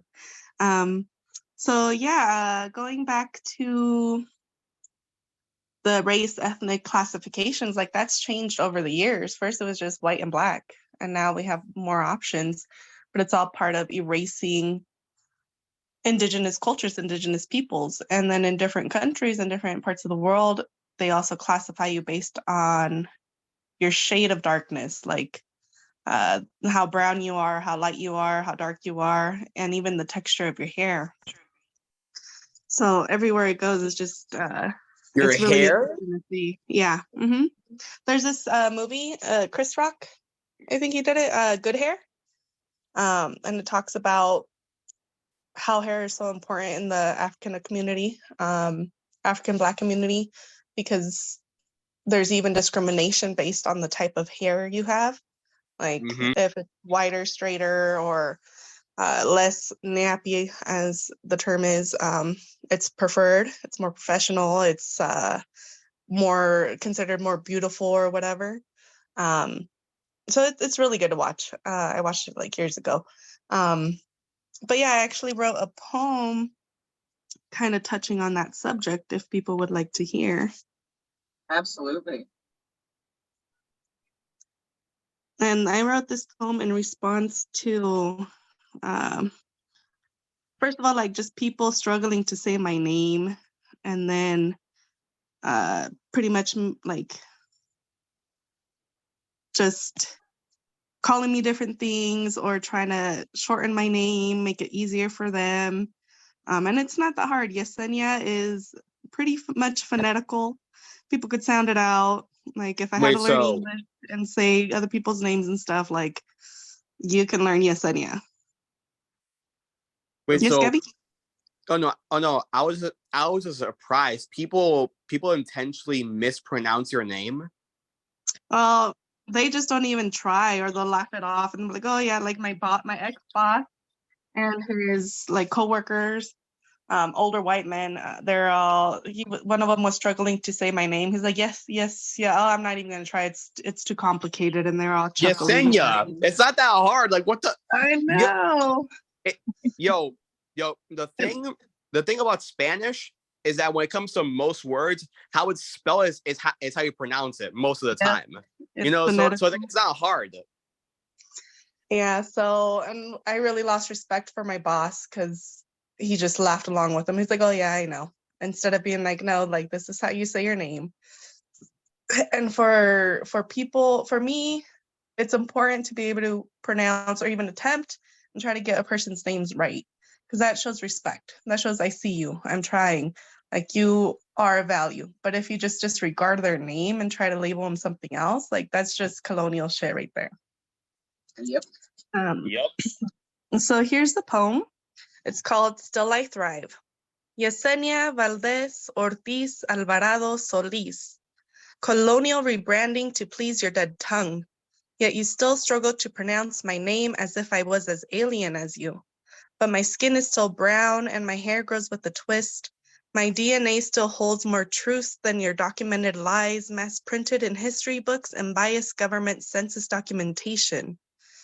Regardless of your ever-changing labels to rip me from my roots, never American, only options Latina, Hispanic, Native, only if I'm federally recognized. With your failed attempts to eradicate my origins, my name still tells a story. It's hidden between the S's. It catches you at the end of the N, makes you take a stab at the E and releases you with an ah at the end. Still too foreign for your tongue to attempt a taste, you struggle to address me. Stumble over Sonia, Yesenia, Yanissa, Yolanda, even Tiffany along the way. If you can work your way through history, Yesenia is a beautiful tragedy of survival. Regardless of the label, I am still homegrown manufactured goods, made in America from the great Aslan, Turtle Island, Tonantzin. Here is your anchor baby, full front and center. Don't mistake me for first gen. My ancestors' imprints have set our route ablaze long before European man-made borders, imaginary lines marking nations' pissing contest. Despite your failed genocide, still we thrive. Hell yeah. And so that was my response just to like everybody's BS and whatnot. So Right that's my on. response. That was awesome. That was great. I like That that. was beautiful. I loved it, man. I loved it. I love Thank that you. shit. Yeah, it was really, really, really on point. You're awesome, Yesenia. You're awesome as fuck. Thank y'all.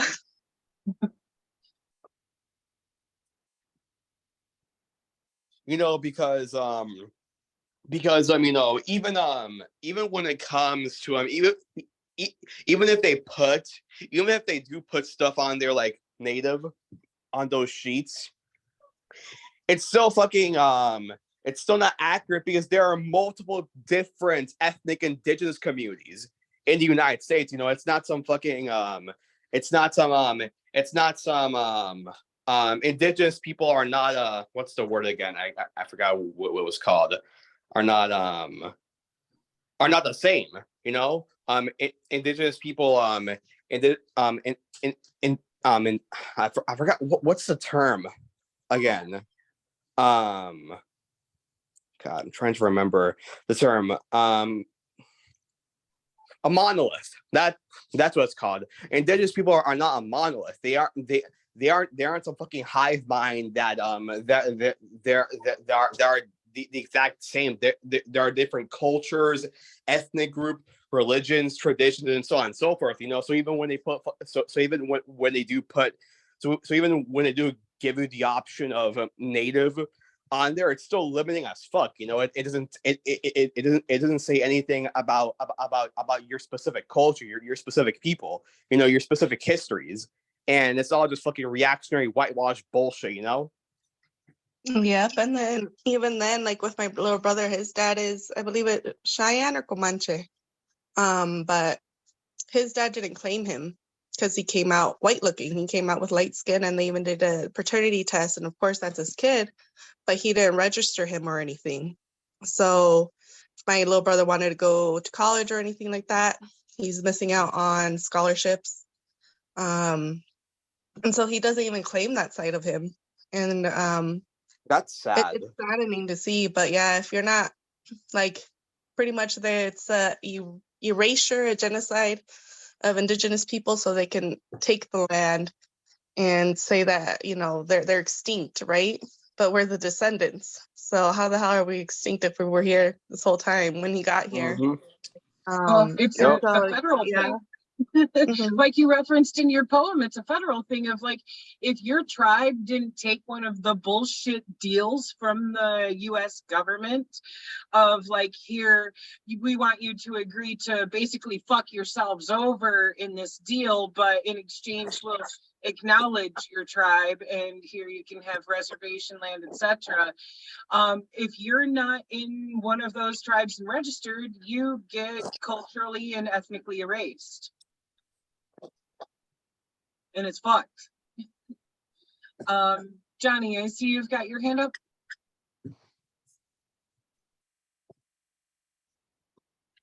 Yes, I would like to read something as well. I got a poem that's somewhat similar to the topic that's going on. So if y'all don't mind. Right on. Go. We love poetry up in here. Oh, good. Well, love poetry. well, you don't got to tell me twice. Okay. This one is called Pensamiento Part 1. Our enemy is not each other. It's the police for killing one of our own and the government for keeping us down. We have been a revolutionary family since the 70s. I'm not about to watch our history burn. Grandma and Grandpa didn't protest for our civil rights so we can be at each other's throats. Instead of pointing fingers, we should come together. Grandpa is dead, and so were the rest of the other boys. Here I am in the shadows of all the pain, and some of us won't let go of old grudges. Grandma is watching us through the window. We owe it to her to keep the movement alive. This is all we have left. I'm beyond tired of watching us fall apart. It doesn't matter whose feelings got damaged first. It's time to bury that shit. We lost so much and fought too hard just to roll over from the people who judge us. I know you want to be strong and not show a sign of weakness, but it's okay to have feelings. It's what makes us human. We're not dead inside, and no one can tell me anything different. The day you give up on the family, remember, the door is wide open. Don't take too long outside, or you'll be left behind. COVID has killed a lot of people this year. Who knows who's next? The last thing we need is to be divided before one of us is laid to rest. Thank you. Right on. That was good. That was really good too. That was beautiful. Thank you. Thank you. I have a question. Johnny, I was meaning to message you about this. Yessie, I'll include you in this one too. We were discussing including some revolutionary poetry in the Panther newsletter, the Right On newsletter. So I guess right now I'll formally ask the both of you if you'd like to contribute some poetry to print in the newsletter. Let's Yeah, I'm down. go. Yeah, let's do this. Fuck yeah. Right on. Yeah, I'm I totally got down. plenty of poems for any kind of revolutionary thing, so I'm down as well. I have a question for both of you as well. Both Comrade Johnny and Comrade Yesenia. Do you two have any skill, or do you know anyone who has skill in drawing or editing? Yes, he draws and paints. Ooh, really? Yeah, I'm she's not that, I mean, I'm not that great. It's like Don't basic say that. stuff. Don't say that. You Come could, on you could check now. out my art folder on my Facebook page. I have like Right on. all my paintings and on there. Just kind of depends on what you're looking for.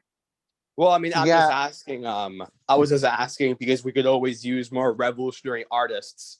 You know, we currently have some revolutionary artists, but you know, the more the merrier. You know. Oh Yeah, yeah, of most course. definitely. Is your last name Valdez? Yes. Okay, I just looked you up on Facebook. I'm sending you a friend request. Awesome. And then I could So send it's some of my drawings too, or some of my paintings if I find them on here. Oh, it won't let me because I'm in Facebook jail. I'll message you.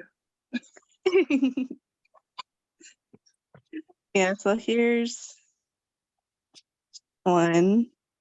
could you send them to me as well? I would love to see your art. I'm sending it on the chat. Hopefully it attaches. He asked her. This is me. Is that a chicken on fire? No chicken on fire.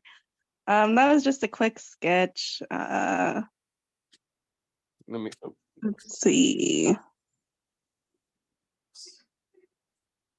Okay, it's loading. Oh, that looks pretty.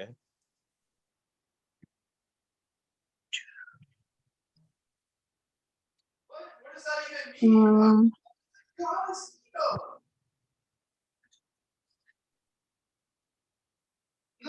okay, Oh, nice. I added a couple more. So Let me those are see. just some of my pieces. And some of them I actually donated when I was in Woodland, California, and I lived there. They have Tana, which is like a garage shop where they do screen printing and events and a lot of activism stuff. And so they had an auction, an art auction for the Dreamers, and I donated some pieces. And they all sold. And they raised a lot of money and everything. And I was even surprised. But yeah, that's just a little bit of the things that I've done. Sister Yesenia and Johnny, if you guys would like to talk about the book that we're planning on, or the children's book that we're in the planning of making, and I do know a couple of art illustrators for the future if we need that for the Rainbow Coalition. You guys want to highlight anything on that? Yeah, so it was us, and then so pretty much the Colorado Los Brown Berets chapter, and so T Rose had brought up suggested starting a children's book that we could illustrate and make and disperse for our communities, and it would be based on like creation stories, Mexica stories, Native Indigenous stories. That way our knowledge isn't lost. That way we can still have those stories and we can kind of put a little twist on it and make it our own and be able to educate our communities and make it easy for the kids to read and to digest. Just because our cultures, our communities, we're storytellers, we're artists, we're musicians. And it gets passed down, and it's, for me, my ultimate goal is to become an art therapist working with people that have been abused and are struggling with addictions. And that pretty much is the only thing that saved me and gave me hope. But when I was in the hospital, there wasn't cultural representation. I mean, it was white therapist. And so like it's kind of hard for someone to explain like the pieces you make and what the significance, if you have to give them the history lesson and all of that and try to like educate and decolonize them too. So but yeah, so this book is going to be hopefully done by middle of next year. That's the plan, if we can all get it together. But yeah, that's the ultimate goal. And then that way, Right on. whatever we sell, we can funnel those funds back into the Brown Berets and community work. Oh yeah. Right That's on. awesome. That's beautiful. Yeah. This is the first time that I'm hearing about an arts therapist. Never heard of that before. Oh yeah, they exist. There's art therapy and music therapy. And if I get to the point where I can open up my own practice, I would like to do both. Along with like curanderismo. It's just trying to get a master's degree is hella expensive, especially the program that I want to go to in New Mexico. So it's going to take a while, but it is necessary. It is very much needed, because for me, I've done traditional therapy, and even then it's really hard to find a therapist you can relate to and work with. And, the whole thing about how freely can I speak what's on my mind, and how much do you understand in order to help me? Because it's still very, westernized medicine. Whitewash bullshit. Yeah. And so, like, we had our own healing practices here with the temazcal, the sweat lodges, our herbs, our teas, being in really close and having a good relationship with water, with the moon, with the seasons. We weren't supposed to be settled in one place. Like Joe says, follow the birds. And that's how we were supposed to be. I mean, humans have migrated since the beginning of time, since whenever we got here or were made or whatever the evolution is. Like we were meant to migrate and we were meant to work with nature because we are nature. We're not superior to it. And We're part of so, it. yep. And so once like agriculture came, like industrial revolution and all that stuff, like it just threw everything out of whack and now we're suffering because of it. But the more we go back to our traditional healings, the more we can break generational trauma and curses and heal ourselves. And that's why I'm a part of VANSA too. I needed that medicine. And it's funny because it wasn't until I joined VANSA that I learned that my aunts and my mom were actually danzantes down in Mexico. They didn't talk about it, didn't really bring it up. My mom would also do like limpias for us, but she would always try to do it hush hush. You know, you're not supposed to share that with people. You're not supposed to tell people. And that comes from, you know, the fear of being exposed, of being told you're called a bruja, of being discriminated against, like all this crazy stuff. And I'm like, but this is what we need. So I'm just trying to pick up where she left off and just pretty much the work I want to do is for kids, for youth, be the person I needed growing up, and everything that I do. Try to be a role model, try to be, you know, a leader, try to be a healer. And hopefully eventually one day I'll get to be all those. But yeah, I'm just taking it one day at a time. That's beautiful. That is beautiful. I love that that's the avenue you're pursuing too, because arts and music are so fucking therapeutic. And Yep.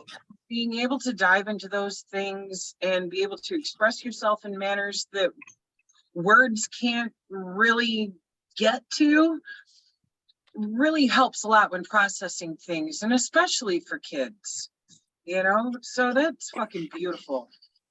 Yeah, it That was is beautiful. certain music that saved my life. Like without it, I'd be dead a long time. You I've know, struggled with depression and suicidal tendencies since probably 7, 8 years old. I'm sorry to hear Same, that. like playing piano and painting are two of the things that really help me most when I'm in a depressive cycle like that. You know, it's healing. You know, and that right there, what y'all are talking about, how much music and art can help someone heal and grow and better themselves. That right there, just time and time again, just shows how culture is essential to us.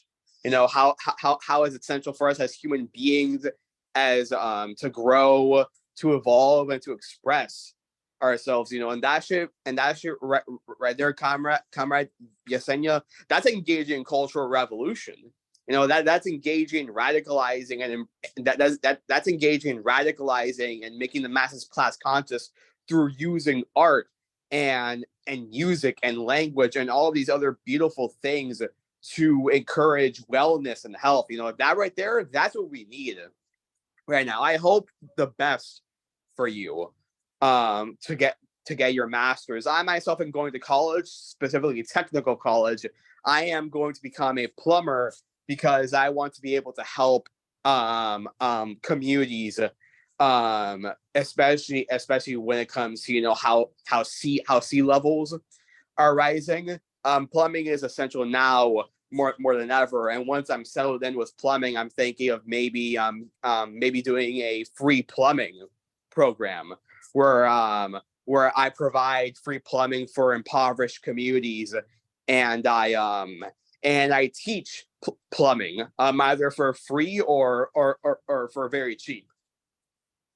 That's great. That's awesome. I mean, it's all about, you know, taking what you learn and being able to share it with the community. Right on. Bringing people up. Just because we make it to the top or whatever, you know, doesn't mean you don't look back and give a helping hand. No, yeah, no, you know, the whole point is to elevate the masses. You know, once the whole point of obtaining knowledge and obtaining a scientific analysis of the world, it's when you obtain that knowledge, you can either react in two ways. You can react in the reactionary way, which is to reach the mountaintop and stay there and be in privilege, or go down, or go down into the valley with the people and teach them and elevate them, you know? Yep. That's what it's all about. That's why we're in the movement. That's why we're doing the work, right? Yep. That's why we're here. The whole point is to elevate the masses, you know? Knowledge should be shared, you know, because fucking knowledge being siphoned and kept by these fucking private educational institutions who fucking make a paywall to the to education. Fuck that bullshit. Knowledge should be shared and should be accessible to everyone, you know? Agreed. That's why, like, hell, I've got degrees sitting over here on the fucking wall that have never earned me a goddamn dime. But you know what? The knowledge basis comes in handy, especially like when friends are dealing with illness and don't have access to health care. I can recommend to them certain herbs, vitamins, minerals, etc., supplements that they can heal themselves with, because I've studied enough biochemistry to understand that, you know, everything the body needs, basically, we can find somewhere in nature. Yep. Every medicine that exists was at one point derived from something in nature. Go for the source that's in nature that you can access without a bullshit ass fucking insurance policy, you know? So that degree, it never earned me a fucking dime, like I said, but that's irrelevant. The fact that I have the knowledge to be able to share and help people heal themselves is far more valuable to me than any job ever would have been working in the fucking medical industry. Right on. This is beautiful.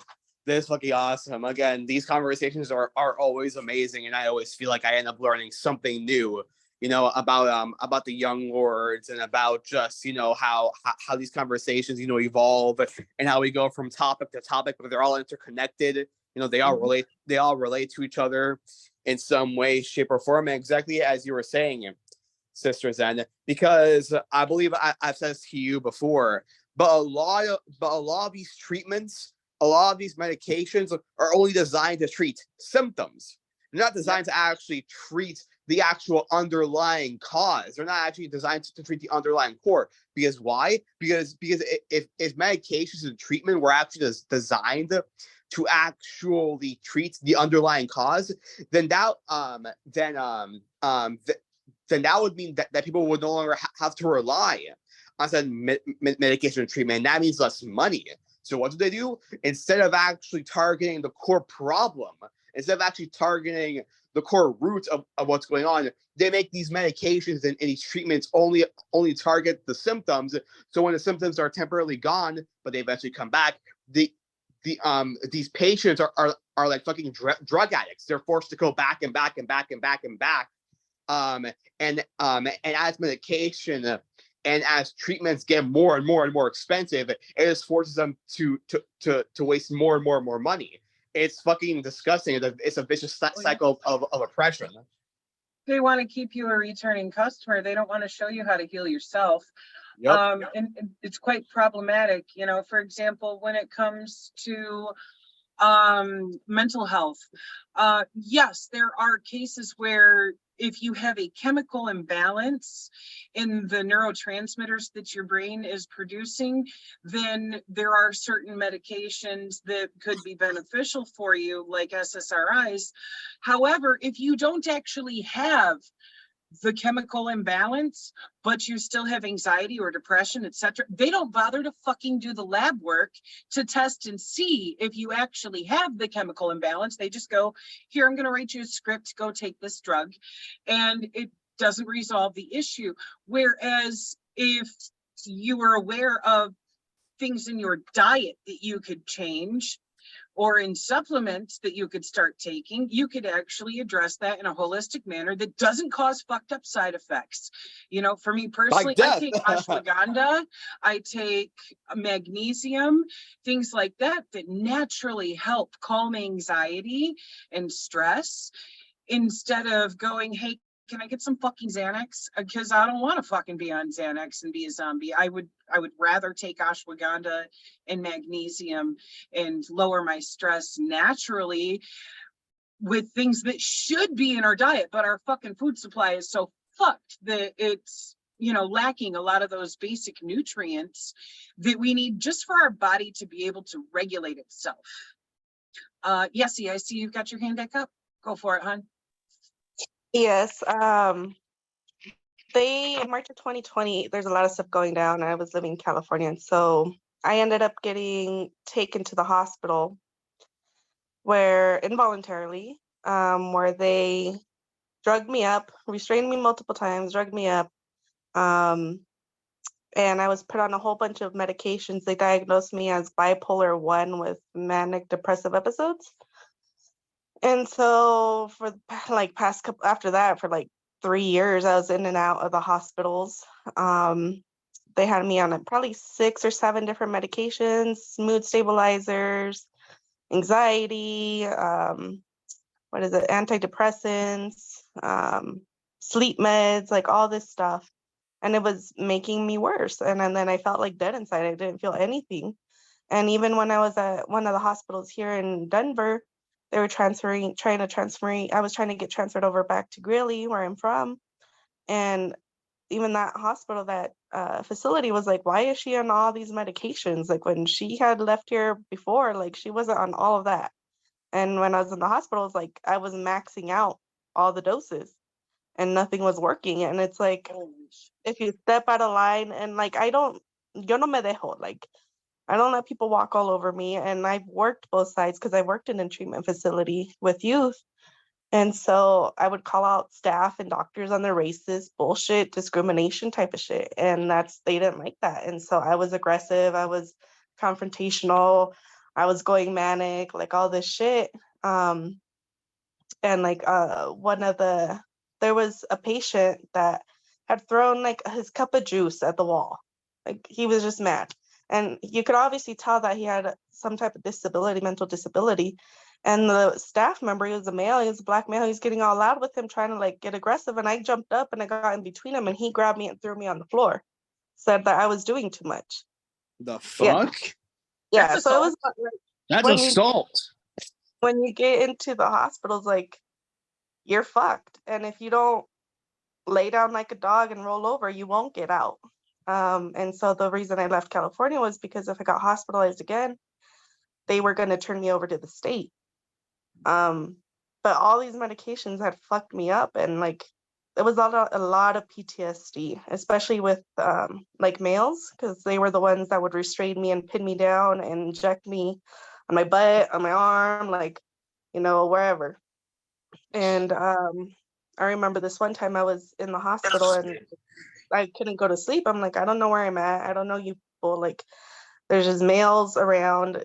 I don't see the nurse staff or anything, any females, and I didn't feel safe. So how am I supposed to sleep? And so I had gone to the bathroom, and then when I came out, the guy that was watching me, he was gone, and I heard a knock on the door, and there was 5 or 6 motherfuckers there. And I opened the door, and as soon as I saw him, I was oh shit. And they rushed me, and I was able to grab the one in the middle, the one that had been sitting in the room with me. I grabbed him by the head, and then we went down, and I hit his head on the floor. And I shouldn't have let go, but I did, because I was oh shit, I hit his head, and I let him go. And then that's when they grabbed me and pinned me to the bed and injected me with, I don't even know what kind of medication, and I was out. And so that brings a lot of fear, especially because you're what do they do to me? There's no cameras in here.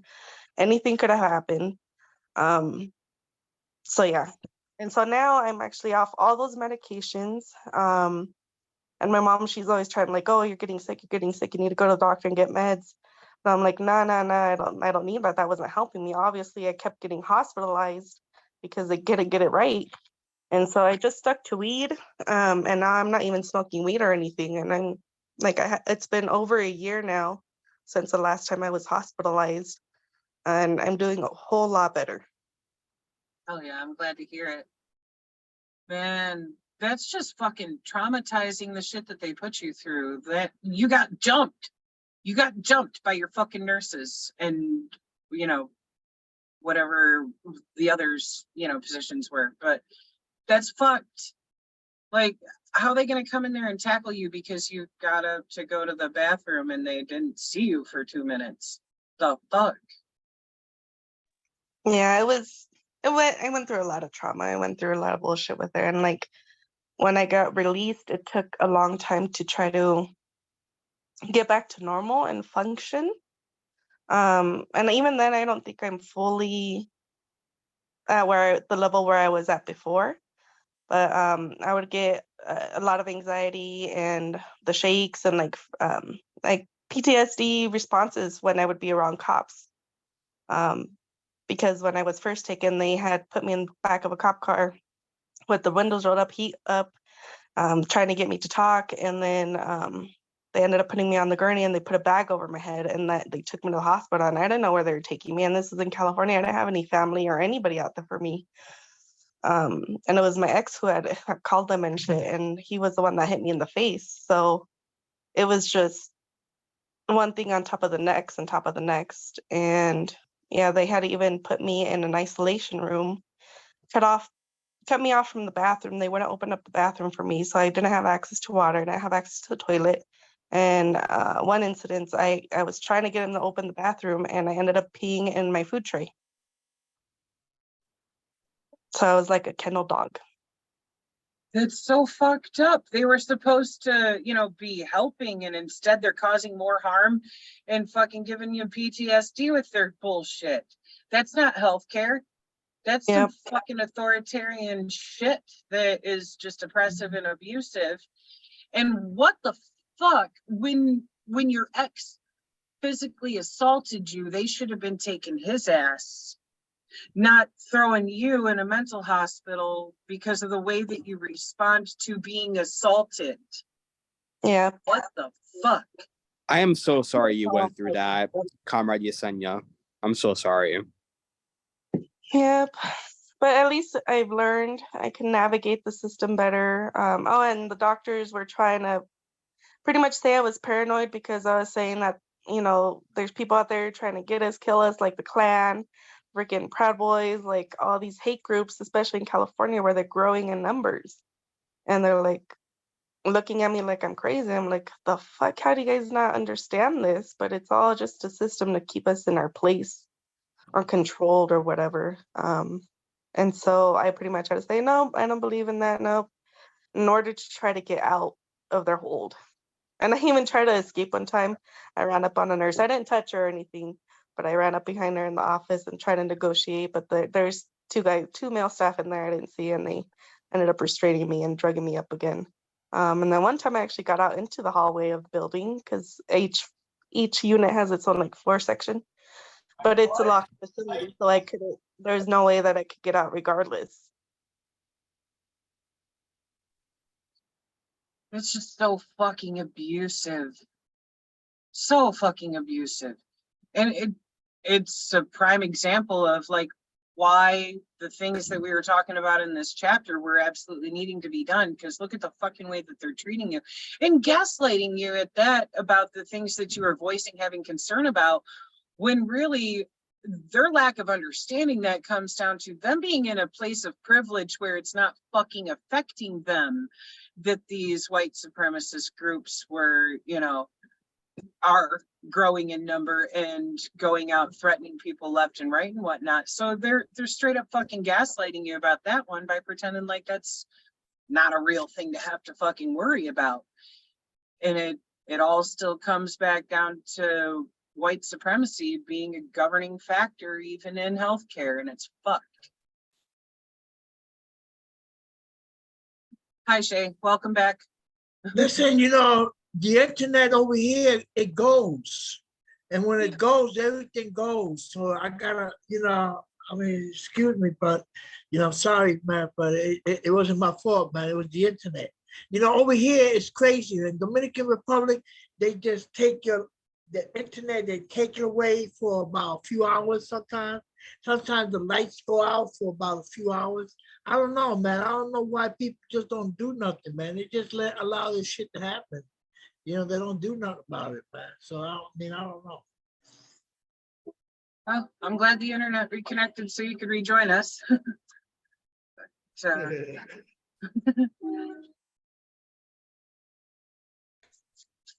I'm curious, does anybody else have any commentary or stories about dealing with systemic racism in the healthcare system? Man, I can I can verify Yesenia's experience. I've seen it happen repeatedly, and that's one of the things I got written up for. And they just kept all my write-ups until I had enough and they fired me. But I after a while refused to include the police in the welfare check. Like, it was literally mandated by the county. If somebody calls in suicidal, or if you have a client that you think might be suicidal, you have to call the police and have the police go do a welfare check. And we're supposed to have a smart team that does that, but I don't know what's up with those guys. But I just dug in my heels after a while because I saw so many clients getting more traumatized by that and made more suicidal by that and by the forced hospitalization and the abusive behavior of the police. And then whatever reason they went into seeking healthcare for in the first place. And similar to DMH, most of the children that I interviewed, I was doing therapy for DCFS referred clients. Most of them rank their levels of PTSD higher from the iatrogenic interventions, the heavy-handed interventions of the police and the CPS workers than whatever abuse that they were reportedly being removed from their families for. And yeah, it's something I've seen repeatedly, and it's horrible. Another thing is the ambulance. The ambulances have become the ambulance chains. When we have ambulances come in and pick up clients that have been placed on a 5150 voluntary hold for suicidal ideation and all that, after a while, our clients started getting these hefty bills, like $1,500 for an ambulance ride they didn't ask for. You know what I mean? I started digging my heels about that. Is I would rather drive there myself than to have them come home from the hospital, look at a $1,500 bill they can't afford, realizing that they're going to be made homeless by this, and then really become suicidal. But they said that there's legal reasons why we're not allowed to drive clients to the hospital, just some bullshit. But just the whole system built for the people that work within the system, the people lucky enough to have one of the last remaining union jobs in the world and quote unquote public service. That's what I saw on the inside. Man, on the ambulance tip, like, if they're not gonna allow you to give your client a ride yourself, you should be able to call them an Uber or something that is more affordable, to make sure they get the care they need, but not come out with a massive bill they can't afford that's going to make their life that much fucking harder. And yeah, and the PTSD tip, as somebody who's had PTSD my whole fucking life, complex PTSD, and has dealt with certain abuses and whatnot, yeah, that would trigger me that much fucking harder if I was in a suicidal episode and somebody sent the fucking pigs to come help. They don't help. They don't fucking help. They make shit worse.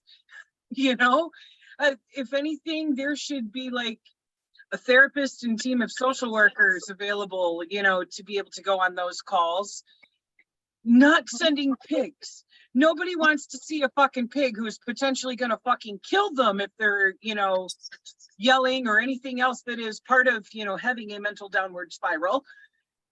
Nobody wants that.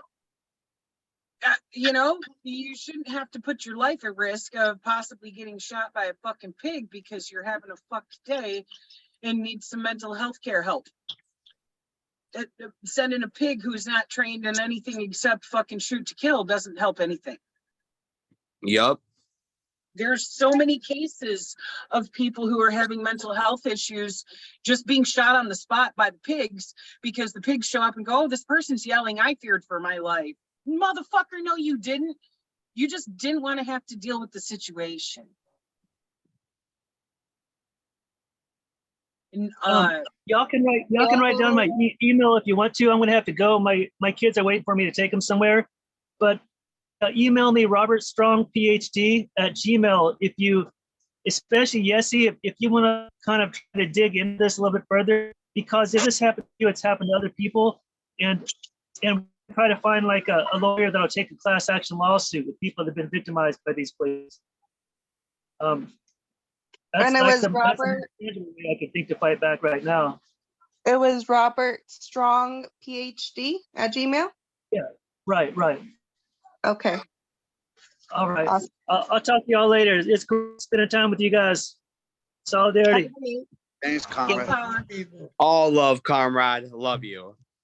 Yo. Yeah, it was crazy when I got out because even then my mom, she's like, you're not right, something like you're still not well. She was trying to send me back. But I'm like, all I could do in the hospital was pace. And some places we couldn't even go outside, and I had to push for us to be able to go outside. I'm like, we're all doing good, no one's had an issue. Like, why do we have to negotiate outside time and recreational time when you know it's helpful to our mental health? And so, like, if I didn't stay in my room at the house and just like be quiet and complacent, like they would freak out and they think I'm acting up or that I'm sick. But it took me a long time to even try to like drive my car. Being around certain light was too much. A lot of, there was too much noise, it was a lot of overstimulation just because I was so isolated and confined into such a small space. And it takes time to recover from that. Yep. That's fucked up. They compounded the issues there. That shouldn't even be something up for debate or question of whether you get some time outside. Being outside in nature is healing, period. Go, Mhm. there's a reason why we have a saying of please go touch some fucking grass. Yeah. Because, when you're going through difficulties and stuff, it helps to just go sit in nature and decompress and let your mind fucking, calm down and not be focused on all the worries that will drive you fucking nuts if you're stuck with nothing to do except pace inside of your fucking room. Do they not realize that isolation like that makes literally every fucking mental health issue I can think of worse? That's not healthcare. That's just fucked. Gabby, I see you got your hand up. What's up, hon? Oh, I just wanted to touch on what Comrade Rob was saying, because that is becoming a greater issue that now many people are talking about. Ambulances becoming more and more and more fucking expensive. I searched it up a bit ago. You know how much an ambulance ride can cost in Miami? Probably thousands. $10,000. Yeah. The Yeah. fuck out of here. Yeah, exactly. I'm like, what the fuck? Like, ain't no fucking ride to the hospital worth that. I mean, I already figured it would That's probably be like 2,000 or $1,000. 3,000 because they're fucking ridiculous. But 10? Yup, Get the fuck 10. out of here. Like that shit right there. That makes things worse. They're trying to make me. They're trying to make you intentionally fucking bankrupt. In fact, the number one cause for people to become bankrupt in the U.S. is fucking Medical healthcare. bills. Yep, medical bills. Literally, the number one fucking cause. Like also with what with what you guys were saying, nobody wants to see a fucking fascist white supremacist pig. No one wants to see a fucking pig there fucking hovering over at you with their fucking gun and fucking treating you like you're some fucking caged animal. Hell no. No one fucking wants that. No one fucking wants that. I remember this case where this kid with autism was having like a panic attack, but he couldn't express it well, and a cop was called by someone. The cop saw the kid and he killed the kid. He fucking shot him. It doesn't surprise me. That's Yeah, Pig's solution for everything. Yep. there was this one story, I can't remember what the name of the guy was, but pretty much he was a counselor at working with people with disabilities, and one of his patients got out, and the counselor, and they called the cops on him. The counselor was trying to get the patient back to the facility, and the patient was playing with the toy truck. The counselor, he's a black man, was laying on the ground with his hands up, telling them not to shoot, explaining who he was, what the situation was, and everything. They still ended up shooting him. No surprise there. That's disgusting as fuck. It's fucked. There's so many I remember fucking that one. cases like this.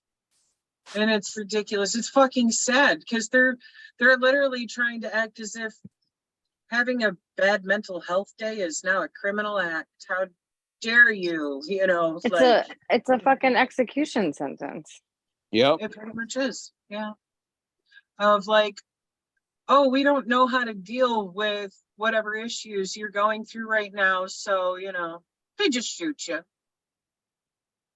It's easier for the pigs to just fill out paperwork of having murdered another fucking citizen than it is for them to, I don't know, use their fucking brains and maybe get some appropriate resources there to actually help.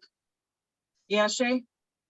Yeah, here's this man. I'm gonna put it in the story like, here's this man. He comes home from work. He had a hard day. I mean, a real hard day. He goes to the kitchen. He opens up the refrigerator and he looks at the refrigerator, and the refrigerator is looking at him because he had nothing in there. So he's tired. He don't want to go out, but he has to. So he goes and picks and gets a little bit of collection of the money he has saved in his living room, in his bedroom. Then he goes out. He goes out to his porch. Just as he goes down his porch, a police car stops, comes out and shoots him. 40 bullets into his body. Remember his name? Amadillo. What the fuck did they shoot him for? For no reason. For no reason. I guess they shot him because he was black. Other than that, I can't see the logic. And they killed him. That right there. A woman, not a few years ago, it was the news. A woman had mental problems. She had a fight with her husband, and she went outside. You know, I guess I don't know why, but she went outside and she was raising hell outside. So the husband called the police to try to calm her down. The police come and kills her. She has mental problems. That last guy, they were talking about how they fucking shot him 40 times. That right there is a fucking lynching right there. That's a fucking execution. Like, what the fuck? That's just You can't trust police. You can't trust police for nothing. Absolutely nothing. Well, no, Yo, they're when- fucking traitors to the community. I would, whenever and it's saddening how much police are becoming more rampant in schools. Like when I was in high school, I saw police patrolling the halls. Like this was some fucking prison. Like, They do that to condition kids to that. It's literally a PTSD thing too, that they are inflicting upon children of like, oh, you better not step out of line at school because the fucking pigs will get you. It's really fucked up. We really should not have pigs working at schools at all.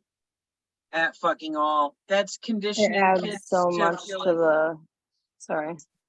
I was just gonna say that that's conditioning them to feel like, there is that perpetual threat. And especially when people lie to kids and tell them, oh, you'll get arrested for that. And it's like, you're a child. You shouldn't have to worry about getting arrested. An adult, Right. Might have to contend with that, but a child should never have to. Go ahead, Alyssa. Yeah, no. I believe that statistically, differently abled people are actually the most affected by the police, which just proves that they have no ability to deal with anything other than a completely 100% sane individual that's not committing a crime, which is probably not the people that they're going to be dealing with on a regular basis. And then obviously black and brown people after that. And it obviously is also statistically proven. SROs add immediate, more children to the with the school to prison pipeline. Sorry, my brain's like dysfunctioning right now. All good. Caught your message. And yep, to all of that.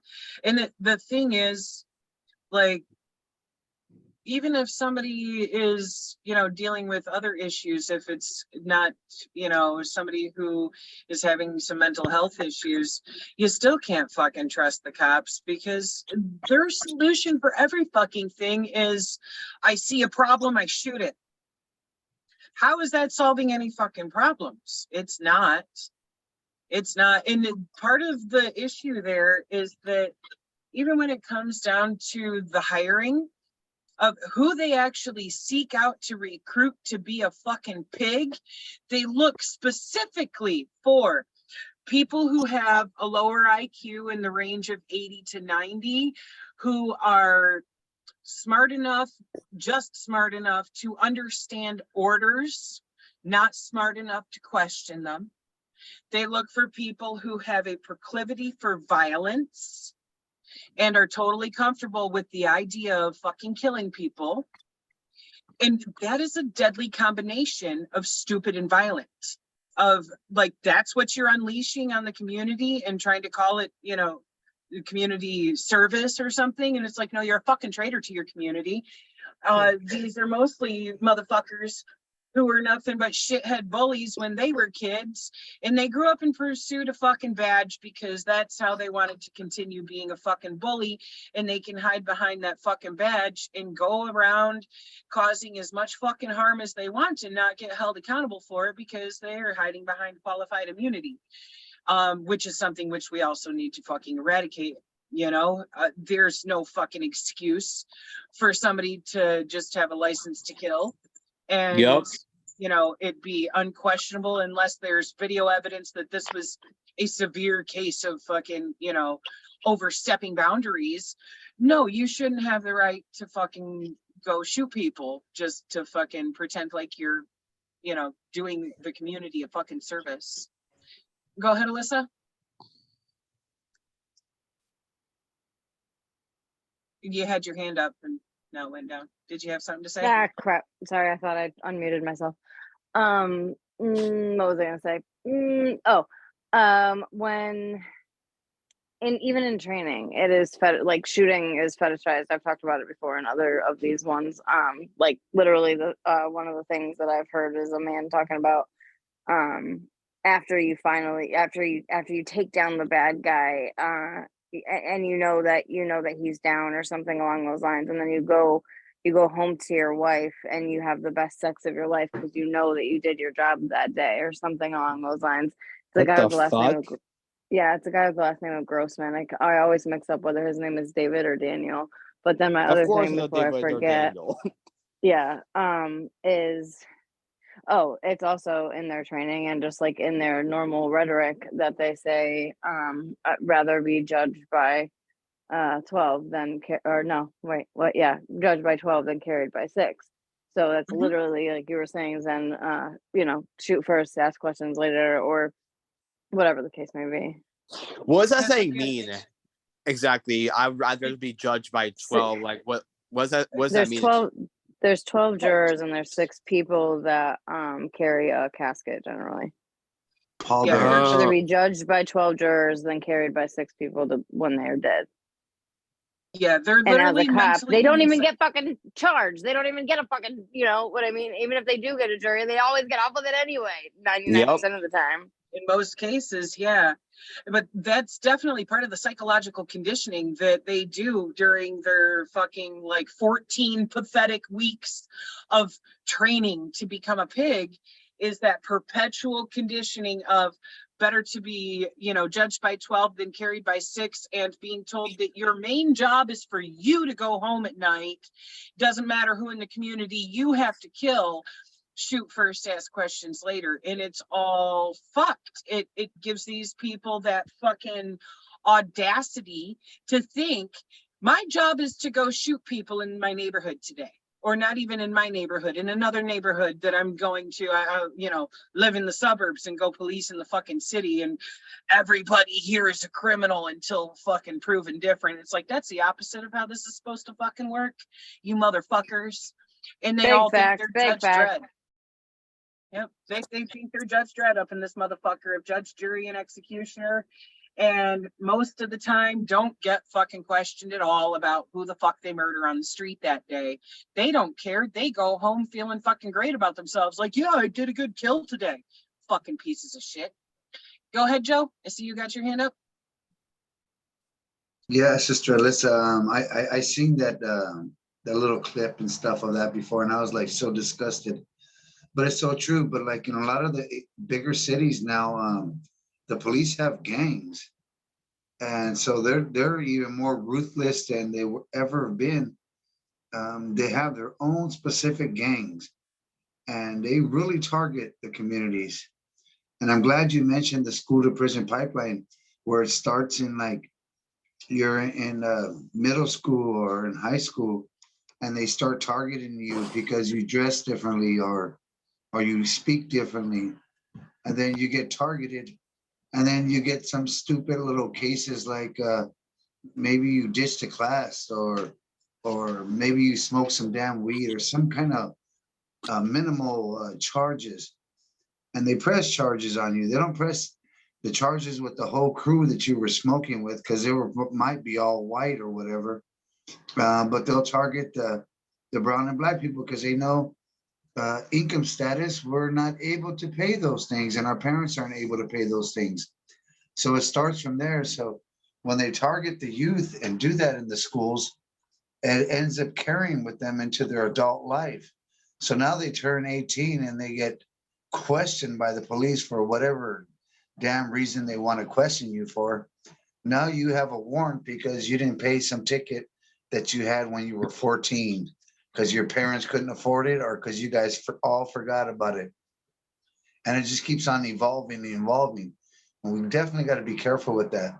And one thing that was mentioned earlier, we definitely don't need to call the police, but we need more boots on the ground.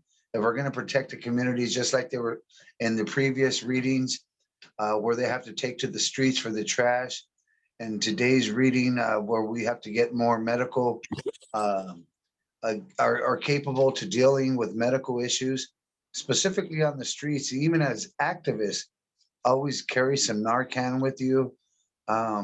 Be trained to recognize whether it's anything from an overdose to heat exhaustion. I mean, we can't, we're not all nurses and stuff like that, but we can all train ourselves as just like we train ourselves revolutionary style to be combative. We also have to work on that training for being interceptive of the community and dealing with mental issues.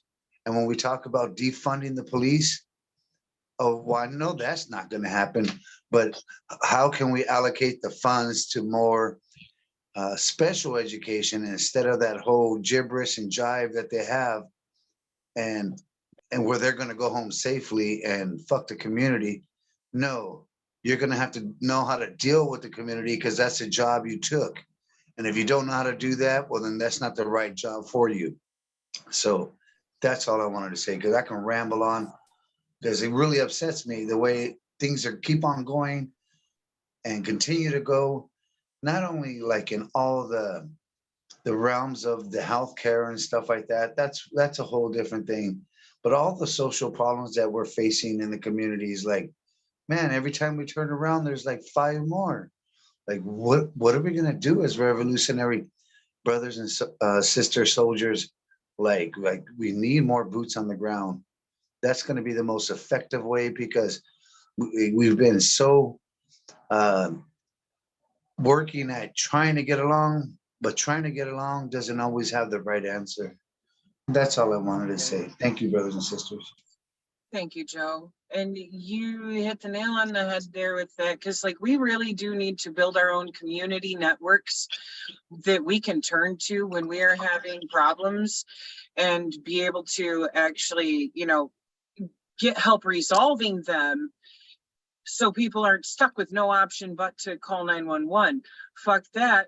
You don't need a pig. Like, say if you're having a domestic violence, dispute, you don't need a pig coming out and fucking shooting you both. You need somebody who specializes in conflict resolution to come talk through things with you and to actually quell the fucking violence. If you're having a mental health issue, you need somebody who can come counsel you.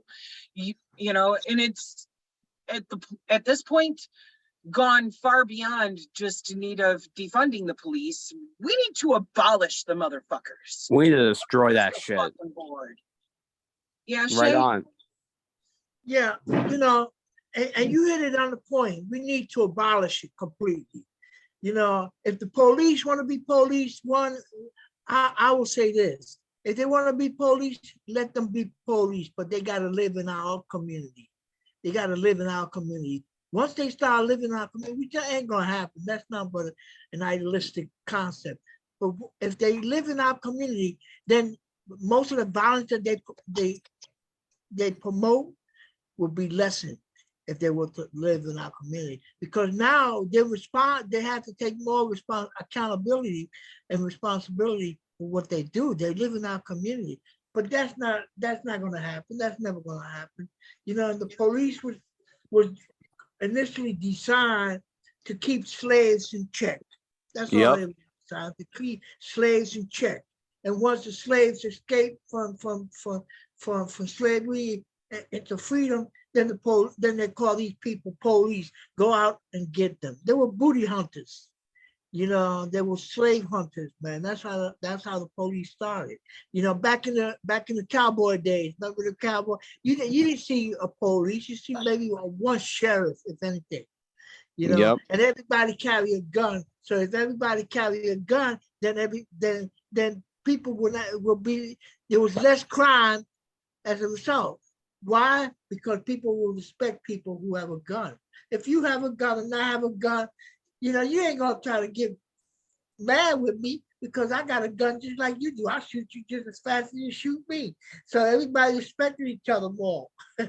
You know, but that's not gonna happen either, you know. So what we need to do is, you know, I read this book on abolitionists, being an abolitionist, and I'm reading it, man, very thoroughly, man, because it's a good book, man. You know, and I think that's what we need. We don't need defunk. Defunk is not going to get it. It's not going to get it. Right. Yep. Because at this point, it doesn't matter how much fucking sensitivity training that you send these pigs to or any of that bullshit. You can't unfuck their minds of what they've already been conditioned to see themselves as, which is a false sense of authority. And it's like, motherfucker, you ain't no fucking authority. You're supposed to be a fucking employee of the public, and you don't recognize the public as your fucking boss.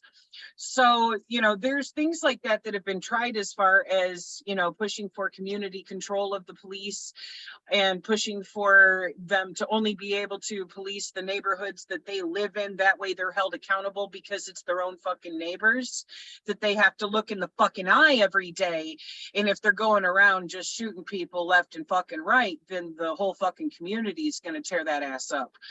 And those things did not go far enough, never got fucking solidified. And so we're still stuck with this bullshit of, you know, most pigs fucking living in the burbs and fucking coming in and policing in the cities where they have no community ties and there's no accountability for them to the people they're going around fucking murdering.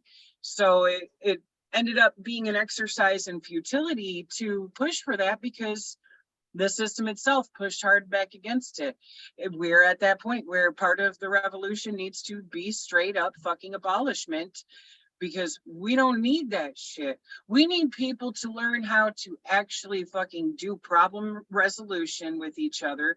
We need people to learn how to actually be self-governing, and that takes learning ethics and learning a modicum of fucking self-control over your own emotions, your own fucking actions, and whether you're going to choose to respond in a healthy manner to an issue or be a fucking reactionary asshole and start an actual fight. And this comes down to, like, societally, how we're all fucking conditioned to be in competition with each other constantly, which feeds combatism. And in a society that fucking glorifies violence left and right, and it's a recipe for fucking disaster. It's all fucked. At this point, we need to establish our own resources, build that dual power of like, if I'm having a fucked day, motherfucker, these neighbors better not call 911 like, oh my God, Trisha's having a mental health issue. Fuck that. I'm going to pick up the phone and I'm going to call one of you guys and be like, can I talk? You know, can you help me, you know, deal with this situation? Because that solidarity, that love, that support, that community is what we actually fucking need to be able to cope with life on life's terms, not a pig showing up with a fucking gun. Comrade Joe, I see you got your hand back up again. Go ahead. Yes, and if ever you need to make a phone call, you have my phone number. But this is what, and talking about self-governance and we have to rely on ourselves. We cannot rely on any government entity to take care of us. And when I was talking about defunding the police, and you said abolish them, I even considered that myself. And this is probably the thing in question, revolutionary brothers and sisters, because I think all our communities have a Broadway, and we can travel up and down Broadway, and the stuff we see, specifically people flipping around like fish or walking around like zombies. How do we face that? And like, I know the chapter was about mental health or just medical services for the community, period. But how do we face that? And like a lot of those people, I really, if I see them flipping out and wigging out, I'll usually try to help them, but some are so far gone that they kind of like got some demon in them and you can't help them. So when we say eradicate the police in all entirety, who's going to deal with those things? Because I don't know. So what's your all's take on that? When I say defund them and use those funds to do better training, and when you say just eradicate them, period, what do we do in that case? Because we're already having a hard time in our communities with the police around, besides all the harm they do, but with all that they have to deal with on the streets, with the plagues that are going on nowadays. Anybody's input on that? When it comes to the defunding, that movement was calling for allocating some of those funds from the police to go into, you know, mental health care workers being available for 911 calls and things like that. I'm of the stance that all of that funding should go towards that, and just bye-bye with policing institutions. Because when it comes to examples like what you were saying of, you know, somebody's fishing out on the side of the road, okay, they're probably ODing and need some Narcan, or if they are zombified, you know, or if they are freaking out, they might need, you know, to get some medication that will help calm them down. We should be able to call and have a doctor, a nurse, you know, etc., available to be able to come and address that situation and get them the health care that they actually need. Not send a pig to deal with it as if it's a crime to be having an addiction, or, you know, be overdosing or having a mental health day. And Shay, I saw you had thrown your hand up while Joe was talking, so I imagine you have some thoughts to answer his question there too. Yeah. You know, in reference to, and I know what Comrade Joe was talking about. He talked about like certain crimes that are committed by our people in the community. You know, just keep in mind that those certain crimes that are committed by our people are crimes that are committed right in the community, right inside the community. They don't, most of those crimes do not go outside of the community. They are inside. So what we have to do, we have to start doing community work.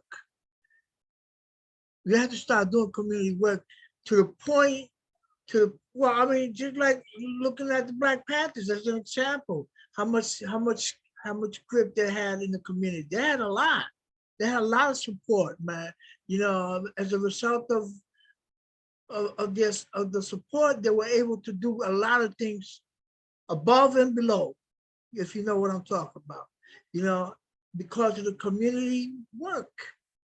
You know, and so we have to once we get indulged head first, like you said, boots on the ground. Once you start getting involved in the community, a lot of those issues that we talk about now are going to be erased eventually.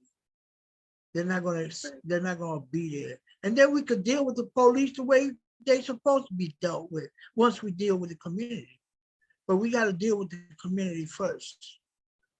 Yeah, the community facet is huge. And it makes me think of the Ubuntu practice. And I can't remember which tribe in Africa that it comes from, but this practice is one of, if there's somebody in your community who has crossed some boundaries, whether it be stealing or assault or whatever the case may be, that in this society gets treated as a petty crime that you could end up in fucking jail or whatnot for who fucking knows how long. Instead, it's addressed by the community gathering around and addressing the person who's violated those boundaries, not with hate, not with anger, not with reactionary shit, but with love, of reminding them first and foremost of all the beautiful facets of who they are, so that they can come back to their core and remember why the people around them whose boundaries they've crossed genuinely love them. And there's also the point of addressing the facet of like, okay, why did you steal? Oh, you needed something, you know, you stole money so you could go buy shoes. How about we give you some fucking shoes instead of criminalizing you for being poor? Because that's what most crime comes down to, is actually petty crime of somebody being in such poverty that they don't have a way to access some basic ass fucking needs. And it's on us as a community to go, well, wait a fucking minute, why aren't we meeting this person's needs? They're part of our community. How about we hook you up with some clothes, some shoes, some food, some housing, whatever the fuck it is that you are in need of, that has pushed you to the point to think the only way you can access it is to take it from another. We'll readily give that to you, you know? And it's a matter of, again, coming back to seeking problem resolution and treating somebody as if their poverty is reason to exile them or criminalize them, instead of going, what is it you're lacking that we can help with? Like, that's something we really need to address as a society as a whole, and not just here, but fucking globally, you know, that there's no reason for us to have such an abundance of resources and any fucking buddy to be going without any basic need for life. It's abhorrent, you know? We've got to come correct in the way that we think, in the way that we address these things, and understand that having shoes is not a fucking privilege. Having housing is not a fucking privilege. Having food is not a privilege. These are human rights. Of if it's fucking necessary for your survival, you have a right to have access to that. And too many fucking things are treated like a commodity instead of as the necessity that they are. And it's fucked. That's part of that capitalist mindset that we have to unfuck ourselves from. Sister Gabby, I see you've got your hand up. Go ahead, hon. No, yeah, I was gonna touch on what you were saying, and like, yeah, 1%. I've said before, and I'll say it again. The majority of crime within a capitalist society is out of a necessity to survive. That is what it fucking comes down to, and it disgusts me and bothers me how we live in such an individualistic and reactionary society that we depict the criminals as the problem for crime, when it's not them, it's the institution. It's the superstructure and the base as a whole that causes crime.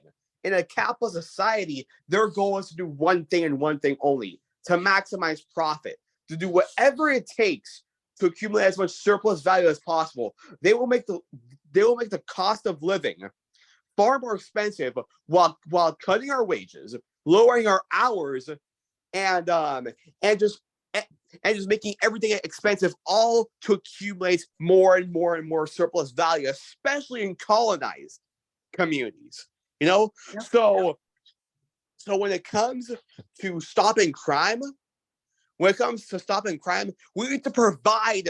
We need to provide for our communities that's causing the crime in the first place. What do these people need? What are the specific materialistic conditions and needs of our communities? Because dialectically, materialistically, and from a Marxist analysis, the materialistic conditions and needs of our communities are going to be completely different. You know, the materialistic conditions of my community, of my neighborhood, won't be the same as the materialistic conditions as your neighborhood, Sister Zen, and so on and so forth. You know, the whole point is to engage in some critical and scientific investigation, understand what the underlying materialistic needs are of your community, meet those needs, try and provide those needs through mass line, struggling alongside the masses and providing for their needs through survival programs. Yep. And once you provide for those needs, once the masses start seeing you providing for those needs, then they will engage in those actions. You know, then they will engage in organizing class agitation. Then they will engage in analyzing things through a scientific, dialectical, and Marxist lens. Then they will begin applying the principles of Marxism, Leninism, Maoism, and Pantheism within their own communities. You know, the whole point of our movement is to provide a society where we are treated as what we are: human beings, social creatures. Us as a species literally evolved, not just evolved to live, but to thrive as an intercommunal species, to live amongst each other, to love one another, and to provide for our specific needs. You know, there's this one quote from Darwin that I always say, and it's so right. Darwin quote. And the quote is right here. Let me see if I can find it. Here it is. Quote from Darwin: "It is not the strongest of the species that survives, nor the most intelligent that survives. It is the one that is the most adaptable to change, that lives within the means available and works cooperatively against common threats." That right there, that is how we as human beings fucking thrived for hundreds of thousands of fucking years. That's how we lived for the majority of our time on Earth. Literally. Yep. So- Dialectical materialism teaches us that everything is constantly changing, and your adaptability to those changes is what's going to determine your survivability. So even that science of dialectical materialism proves that statement correct. It's a matter of being able to adjust and accommodate.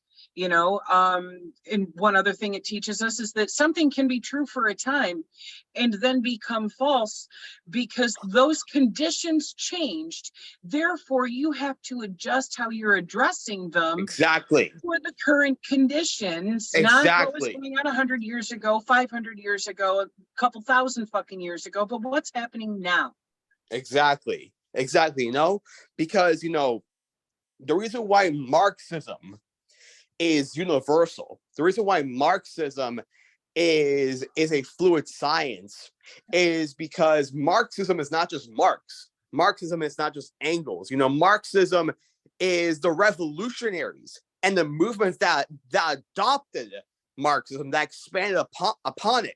You know, Yep. just like how Leninism expanded upon it, just like Maoism expanded upon it. You know, we have to take, the whole point is to apply the science to our current materialistic conditions, adapt to how we apply it, and more importantly, improve upon it. Try and better our understanding of it, and try to bring it to the modern context. Because when it came, every single communist revolution, right? The Bolshevik Revolution, the Chinese Revolution, and every single successful revolutionary movements. They didn't succeed because they were quote unquote more correct than anyone else. They didn't succeed because they had quote unquote better theory. You want to know how they succeeded? They succeeded because they adapted their theory based on their praxis and their ever-changing materialistic conditions. That's how they succeeded. You can't just fucking base. You can't just base your theory on what was applicable years ago to now. That's not how it works. It's not going to be the same. And especially when we establish a dictatorship of the proletariat, class struggle does not end, it intensifies. It gets stronger and stronger and stronger, you know? So what was applicable a month ago might not be applicable today because it intensifies. It grows larger and larger, you know? Well, with science, one of the things that makes it science is that it's willing to change its fucking mind when it's presented Exactly. with new evidence. Exactly. And we That's can practice. see that in how this was applied in every facet, in every area of the world that has had a socialist revolution. That, you know, we took this science of dialectical materialism and applied it to the local conditions at those points in times. That's what Ho Chi Minh did. That's what Sankara did. All of these revolutionaries who inspire us, they took that scientific method and applied it to their current location, current conditions, and what issues that they as a society were needing to address, and adapted it for those specificities. Yep. Comrade Joe, I see you popped your hand up. Fire away, let's hear your thoughts. Yes, in applying in today's form, I keep on bringing it into light because one of the things I work on is the whole opioid crisis, specifically fentanyl, and how it's taking away so many of our youth. But I wanted to go back in a little bit of time. I think it happened back in the 80s when the CIA introduced crack to a lot of our communities, where we were talking about communal communities that were well versed and practiced, and where a kid grows up in the neighborhood, he already knew how to act because he already grew up around the neighborhood and didn't get out of line, because he would have got checked when he was 6 or 7 years old, or way beyond once he's a teenager or doing certain things. And I do agree on that. Some people do, or most crimes that are committed is out of desperateness, whether they need to eat or sleep or whatever the case may be. But when we look at it in today's times, we're still seeing it, that the CIA is still pushing stuff out there. And like right now, it's the blues. I don't know what it's going to be like in a few years from now, but they really changed communities. So what was a real nice, thriving community after the crack epidemic hit, nobody can trust anybody. It like all went to a shit show. And you've seen the influx on police. They even came on horses. They even came in bicycles. We didn't see that before in the neighborhood, but they came with full force. Now they're using drones and whatnot. So we definitely got to pay attention to, like, they set the system up for failure. And what are we going to address about that when it comes into our communities? And that's all I wanted to say. Thank you. Thank you, Joe. We are coming up on 3 hours, so we do need to wrap this up soon Oh, here. wow. But Jay, I saw you throw your hand up there. So I see you've got some words in response to what Joe was saying. Who's that, me? Yeah. Yep. Yeah, you Oh. raised your hand while Joe was talking. You're the so- one and only. You're the one Well, and only, listen. Jay. Very briefly, history does not change itself. People change history. Mm-hmm. People make history. Man to labor makes history. So if we want a better society in the future, we got to start doing it now. Yep. You know, and I think that through this group and other groups similar to it, we can do it. We can bring about change because we are the we change history. We make history. Yep. What it is. You know, the bourgeois always say, well, there's certain characters in history that make history. That's bullshit. People make history, large amounts of people, and we make history. So, you know, our future is what we make it. Yep. Absolutely. You We know, are the Bye-bye. creators of that which is around us. It's up to us to decide how the fuck do we want to live this life? yep. You know, another saying that I say that expands on what Joe just said. Society does not determine morals. Morals determine society. You know?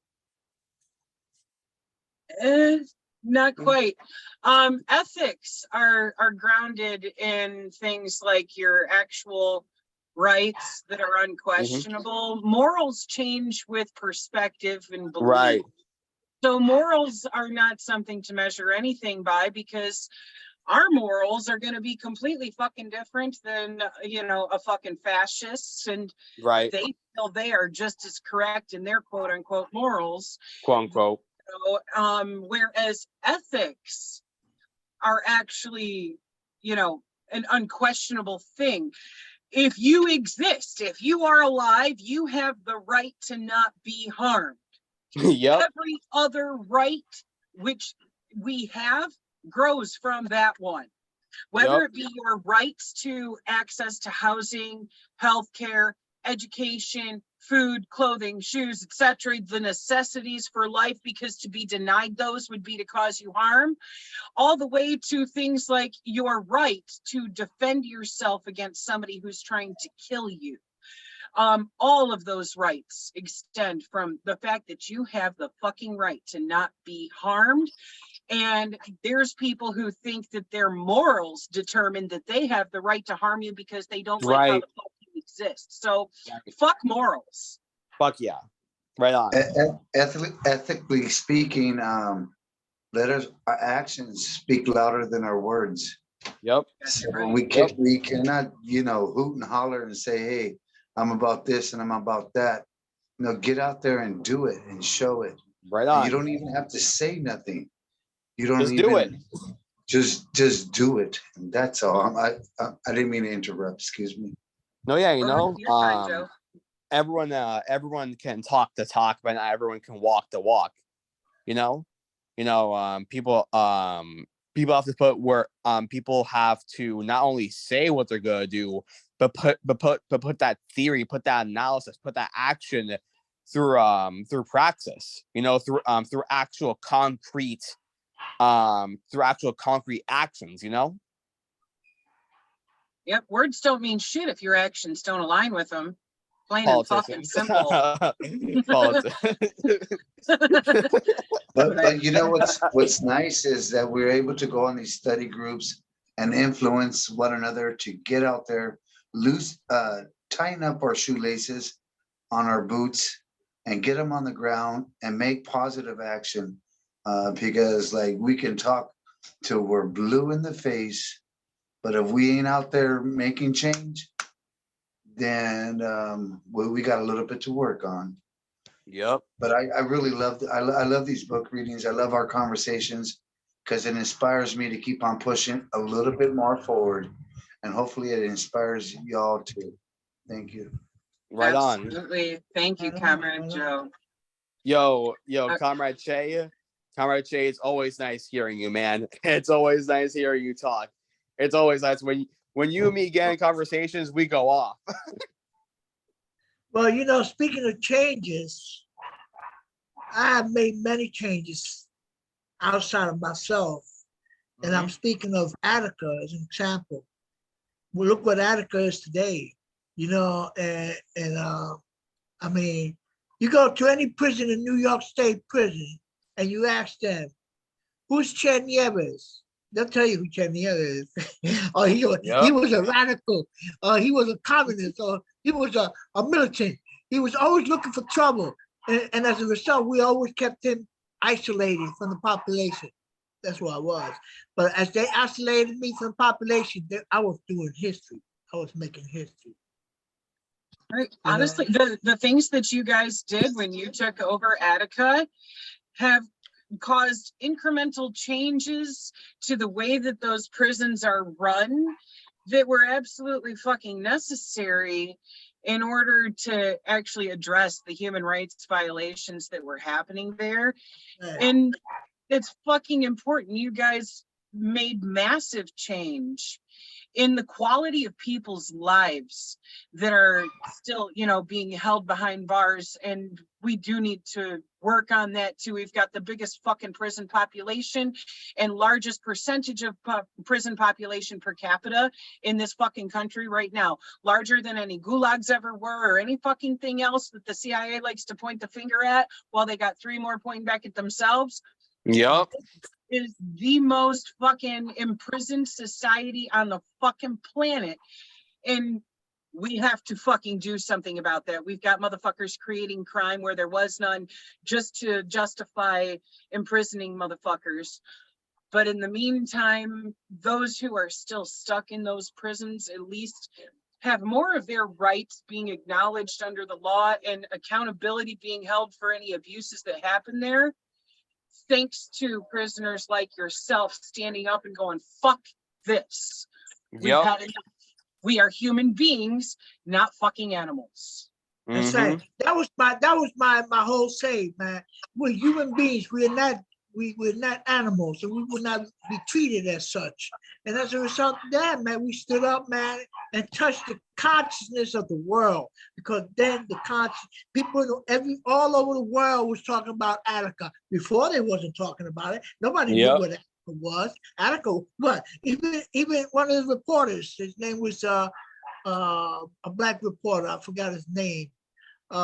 He was saying, oh, they want me inside the prison at Attica, but what is Attica? Nobody knew. Nobody knew what Attica was, and we brought Attica to the world to let them know, man, how we being treated. And everywhere, and Attica is only a reflection of all the prisons, because everything what happens in one prison happens in another prison. And Attica hasn't changed. Nothing has changed since Attica. It still remained the same. People are still being abused. Just recently, within the last 2 years, one of the brothers in Attica got killed. You know, so murder and torture and abuse, all that continues, and we have to put a stop to it. We're having a meeting. We're having an Attica a rally on the 9th, and we're going to talk about Attica. Some of us Attica brothers are going to come together and talk about Attica. So it's going to probably be a nice event.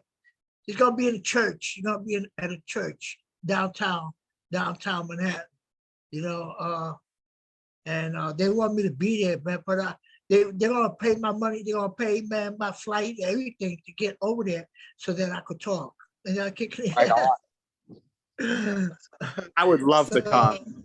Man. Brother Chet, Yes. If you could do me a favor and in that meeting, the Attica comrades from back in the days, if you guys can mention our political prisoners that are still being held down, and if you can mention Leonard Peltier for me, I would greatly appreciate it, because I do a lot of work for him, talk to him personally.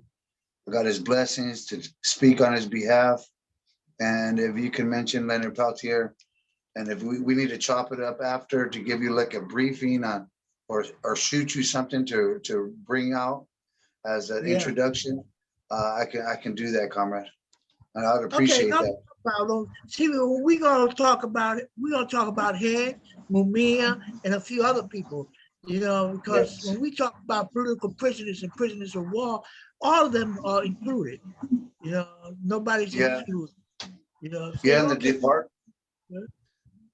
Oh, sorry, go ahead. Oh, the DOJ is understaffed, and they're putting our prisoners on lockdown status for weeks at a time, where they don't have no contact with the outside. They can't even go to the doctors or nothing like that. And some of them that are getting older, they can't get the medical treatment that they need. So it's more than just, it's an unjust all the way around. It's more than just it's a humanitarian injustice what they're facing, besides being on the lockdown and all that other stuff. But when you get deprived of being able to speak with your peoples, or either go to ceremony or go to the doctors for weeks and months at a time, whenever they feel fit, just because they're lack of staff and they can't deal with it, that's a serious issue right there, brother. And like, hopefully we can bring that to attention. We could talk later on that, though. Yeah, Thank we'll you. talk about that later, but his flight in particular, I think that I think that what needs to be done about him in particular, he needs a massive demonstration. But you know where? At the United Nations. Oh, they've already been having it at the United Nations, but they don't have the right speakers for it. That's the problem there. And of course, he's been wrongfully incarcerated 48 years. I know. He just turned 78. So he's getting up there in age. But they took it to the United Nations. The United Nations already signed that, hey, release Leonard Peltier. But that's failed to get drawn attention to several presidents already. Now they're going for a new president. Like, I don't know. He's losing time away in life. 78 years old. We definitely have to put a push to that, carnal. If any way possible, and if you can bring that up in your meeting, I would greatly appreciate it. And but yeah. Right on. No problem. I'll mention it to all the Attica brothers, man. Yeah, you know. Thank you, Shay. I'll make sure you'll have a statement and I'll send it to you, Governor. No problem, brother. On that note, we are probably wrap this up. Sister Zen, your voice sounds very low. It sounds muffled. Oh, there's your dog. The hours, and so I need to wrap up this recording here. If you guys want, I can leave the room open so the conversation can continue, but I'm going to close out the recording now. So all power, thank you all for coming All today. power. This has been a dope-ass All reading and power. discussion. Panther love to each and every one of you. All power. Panther love. Pa'lante. Pa'lante siempre. Adelante, carnal.